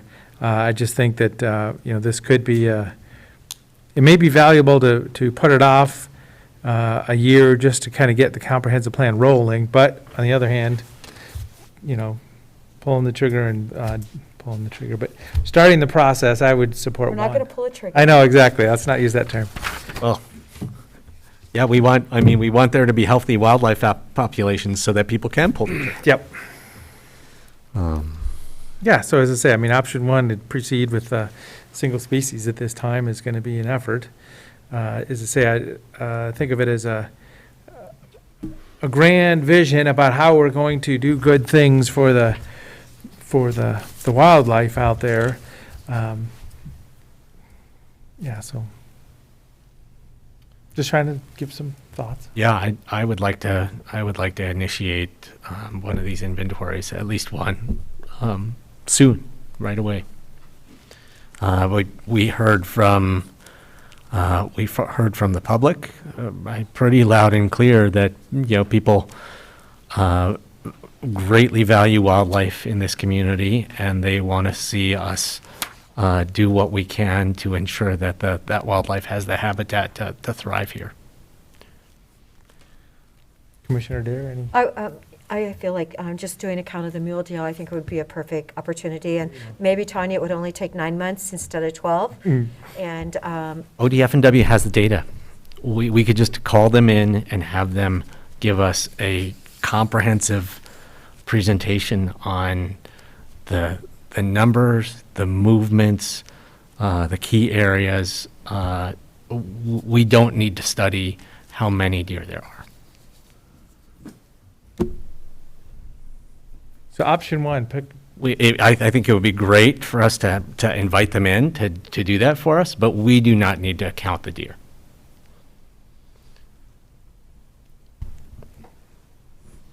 But a wildlife inventory update is about the land use and conflicting uses. Mm-hmm. Are we supportive of proceeding with option 1 for one species at this time? yes. Yes. There we go, okay. And I agree. Should we make that more official? Do we want the presentation from ODF&W to kind of reinforce support for. There'll be a 9 to 12 month process. We could sure have them in here at some point. Okay. How about let's vote on that. So if somebody can make a motion. Okay. So I move that we do one inventory as a pilot project of the mule deer in Deschutes County, hopefully taking from 9 to 12 months. Second. There you go. Even put a time frame to it. Any Well, other to discussion? remind us. Yeah, no, that's good. Any other discussion? Seeing none, Commissioner Dare? Yes. Commissioner Chang? Yes. And chair votes yes. There we go. Thank you so much. And I'll just add that I think, it would be, for those who want to do more than that, I think perfecting the process through doing the first option will probably expedite subsequent processes, so that there is some advantage to that. So we do, we're mindful that there's more to do, but I think this will be a great first step. Commissioner DeBonne can count the herd in La Pine, One at a and I'll time. count the herd next to me, and we will know. Yeah. So, Wonderful. Thank you very much for I'll this. take a photo and then they're in my yard. Okay. So that's it for our published agenda items. We do have executive session, one or more today, but other items also. Please, Nick. Commissioners, we have, under other items, and Eric, I don't know if you want to join me, if we want to discuss the City of Bend's proposal. At this point, for Deschutes County to either manage a camp or safe parking area or manage a contract for services. If you want to discuss that now, or do you want to have executive session and come back and discuss that after that? Well, let's talk about it now for a few moments, making sure. So Commissioner Dare, I know you left the room at one point when we had our joint meeting with the City of Bend. yes, that's because I was the chair for the Yep, COAP yep, meeting. right, you were running another meeting. Yes. But there was very Because I specific wanted to. request that the county take the lead in a, She was saying it right when I was walking out. yeah, of the okay, room. contracting, yep, Yes. good. That we could get back our 750,000, but we would get to manage. Yes. Looks like Eric's ready to say something, or you're just, No, I'm just on deck. okay, you're just really, I'm happy to lead this discussion if you wish, Commissioners, to start with. So the City of Bend made this request at the joint meeting last week, at the end of the meeting. And they also announced that this Wednesday, November 3rd, they're going to begin to talk about identifying either managed camp or safe parking area locations potentially. I think somebody at the meeting mentioned Juniper Ridge. They didn't talk about specific locations, but they mentioned it. Following the meeting, Eric and I immediately started discussing it. We reached out to our health services team, Janice, Molly, Colleen. We've had offline conversations with Dave as well, just about what this might look like. And a couple of immediate responses. Number one, we want to respond to the city very quickly as they make their decision about where they might be considering either outdoor shelter, a managed camp, a safe parking area, et cetera, so that they can make informed decisions about who might manage that or manage the services provided to it. So we solicited comments. I've collected those comments. And I think it's important to recognize a couple things. One, it was a great meeting, very productive meeting. We did agree to explore creating a joint office on homelessness with the city, and we're going to begin those discussions in short order. However, staff recommends at this time that we do not move forward with either a proposal to either manage a camp, manage an outdoor shelter, or manage a contract for services. We don't have the staff capacity. It's not our area of expertise. When it was with Veterans Village, we didn't move forward with that project until we had an identified operator, which was the Central Oregon Veterans Outreach. And we would propose the same avenue on this one for several reasons. For the reasons I just mentioned, this is also City of Bend-owned property. This isn't Deschutes County-owned property.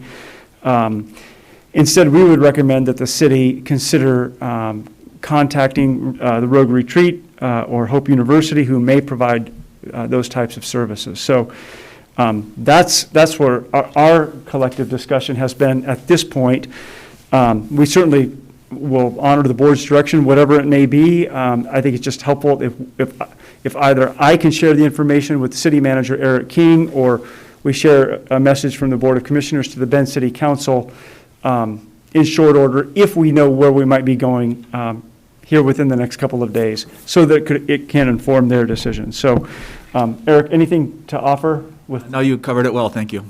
So with that, Commissioners, I'll turn it back over to you, and if you have a sense of where you might be with that request at this point, great, and if we need more time, we can take more time as well.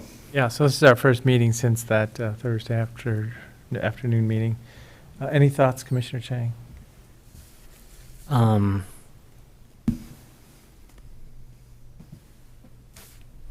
I guess I would say that I think the idea of the county taking on the management, and we can unpack what that means, of an authorized and managed camp is very different than what we have done before. We have provided a certain swath of the services, the wraparound services for homeless people before. We have been involved now in the discussions of, these hypothetical discussions about what these managed camps or villages might be like, but we have not managed one ourselves. And what that would take, I think, is a commitment like what we saw in Clackamas County, that resulted in their Veterans Village. In that case, they decided that they were going to fully invest in that and make it happen, give the land, put the dollars up, hire the people necessary to operate it. So that I appreciate staff's concern about, about kind of doing something we haven't done before, and what that, how time consuming that could be. But, if we look at that example from Clackamas County, they didn't have the county staff operate their Veterans Village. They contracted a nonprofit organization to undertake that work. And so if we did want to entertain the City of Bend's proposal, I guess I would recommend that we use that kind of a model, that we would take it on and we would contract the expertise to do that.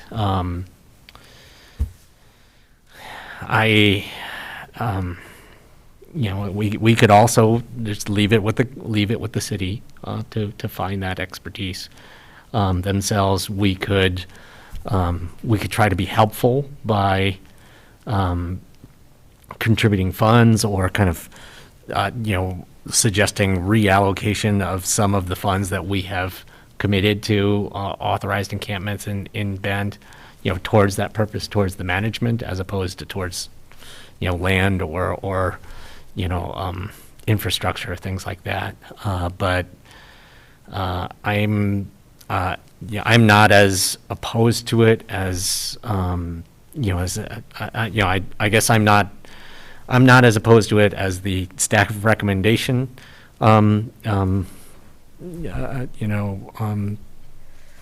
is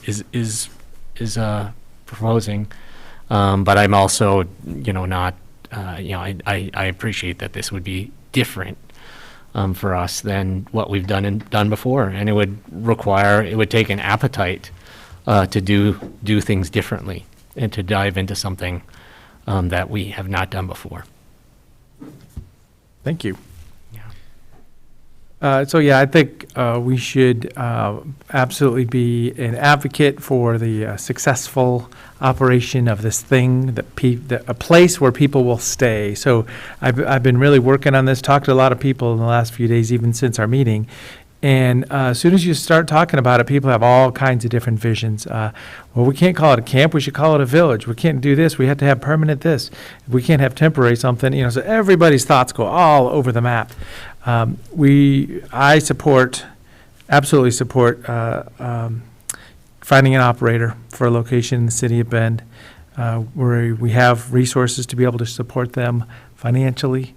We do support very specific behavioral health, mental health issues, We have outreach efforts already. So it all boils down to finding the operator. And, I think the request was, once again, it was, we have a great idea. How about you contract an operator to run this thing? And I don't want to receive that as the county, but we can definitely be an advocate to make sure this is successful. I see it as a bright future. We're gonna find something. We're gonna do it. We're gonna figure out the Central Oregon culture around this and move forward. But yeah, I don't see starting up the management of a place for people. As I say, I'm keeping it even more generic now that I've talked to more people. How do you feel about use of county ARPA funds? Oh yeah, let's go. Well, we've already committed 1.5 and 750, so I think I'm referring to those dollars. I don't know if you are. I would definitely at least want to start with those. Yeah, okay, making sure we're. Thoughts? So it will be very, I'm sure, challenging to find an operator. And the $750,000 that we have committed, I would hope that would help with those overall costs. There'll be initial costs, but the fact that it is on City of Bend land, I feel like it really needs to stay with the City of Bend, but, we can definitely help them. And I think it's just, like thinking about the stabilization center I went to in Eugene, it was actually run by somebody. There's got to be a group out there that, would want to come and run it and has that expertise. So I'm sure that, the Bethlehem Inn has got, the huge project going on now in Redmond. They've got what's going on here. They probably have their hands full at the moment, but maybe even like, Shepherd's House would consider it. They do a really nice job, and they have a long track record here. And I'm sure Dave probably wouldn't want me to mention that. Dave Notori, not you, Dave Doyle. What we're talking about is larger in scale, but it is not so different than what Covo is going to be doing at our Veterans Village.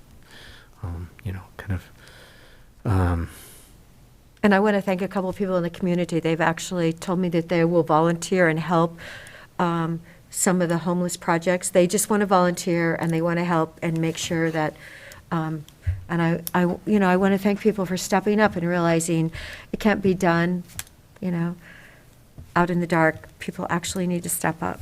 So thank you. So Commissioner, you mentioned expertise, and I don't know that it's even expertise, it's just passion. Because the facts are the facts. It's going to be a kind of a messy process getting from point A to B, no matter what we do. So it's really about passion and commitment. Expertise will come from the School of Hard Knocks after we do it for a while, is what I'm thinking. And there's a lot of entities doing this around the state that we can learn from too. Well, look at Veterans Village. Take their rules and just. We visited that September 1st of 2020, and okay, we're missing the party right now. It's from 3 to 7 tonight, and then it's next week too. But they will finally be opening, and it's a year later. So this is really wonderful. But that's only 15 veterans, getting them into a healthier arrangement. So I thank them so much. By the commissioners, but yeah, no thank you on a request to specifically contract. There you go. Okay, thank you. And we'll relay to them that we're still committed to the ARPA funds of what's been allocated, $750,000. Would you like for me to communicate that to Eric King? Would you like for us to? Okay, for a time, we'll do that. Call the mayor on that too, but yeah. Okay. We'll do that multiple. And I heard the commission also state that, we'll support the city, but we won't be the ones that hold the contract at this point on this property. Okay. Anything else? No, that covers it. Okay, thank you. So that was it for other items that I had. Okay, anything else, other items? So we met Thursday at the joint meeting with City of Bend, Halloween yesterday. I'll just mention that just before the board meeting today, Holly Harris and Janice Garceau and I met with the COO, CFO, and medical director for St. Charles, and made our case, our pitch for investment in the stabilization center, and we did not get any kind of a commitment from St. Charles at this time to support the stabilization center. They are with COVID wreaking havoc on their operations and finances in the last year and a half. They were really struggling. They were sympathetic, but they were really struggling to figure out how they might be able to support the project. Doesn't mean it's out of the question, but it was, they definitely that they had very long they had very long faces. Yep, got it. And we did too. Yeah, understood. Anything else, Commissioner Dare? We did have the COAC meeting, and we did come to the realization at the end of the meeting that COAC is really going to step it up because we are the fastest growing region in the state, all of Central Oregon, and we truly need more funding here for our highways, our roads, our projects. And so I think with our next little bit, I do think more positive things will come out of it. So The hopefully. Central Oregon Area Commission on Transportation, which is kind of an official sounding board for ODOT, is that correct? Because, I've done that too. Right. And Yes. it's Tri-County plus the road departments and ODOT staff a little bit. There's a good mix of people that show up. Oh, it's an excellent mix, and people from Metolius and Culver, we've got the small communities and the large ones. But clearly, after my experience last year, so much funding goes to Portland, and really, Highway 97 just needs, because of the traffic volume, it needs more attention. I'm thinking for Commissioner Chang, have you, so that's kind of a COIC parallel group. Yeah, no, And- I'm Yeah, okay, just making sure we're all set. Oh, yeah, maybe you've seen that in previous careers even, so. I have. Okay, good, yeah. So, okay. Yeah, I don't have anything else. So at this time, seeing nothing else, we'll go to an executive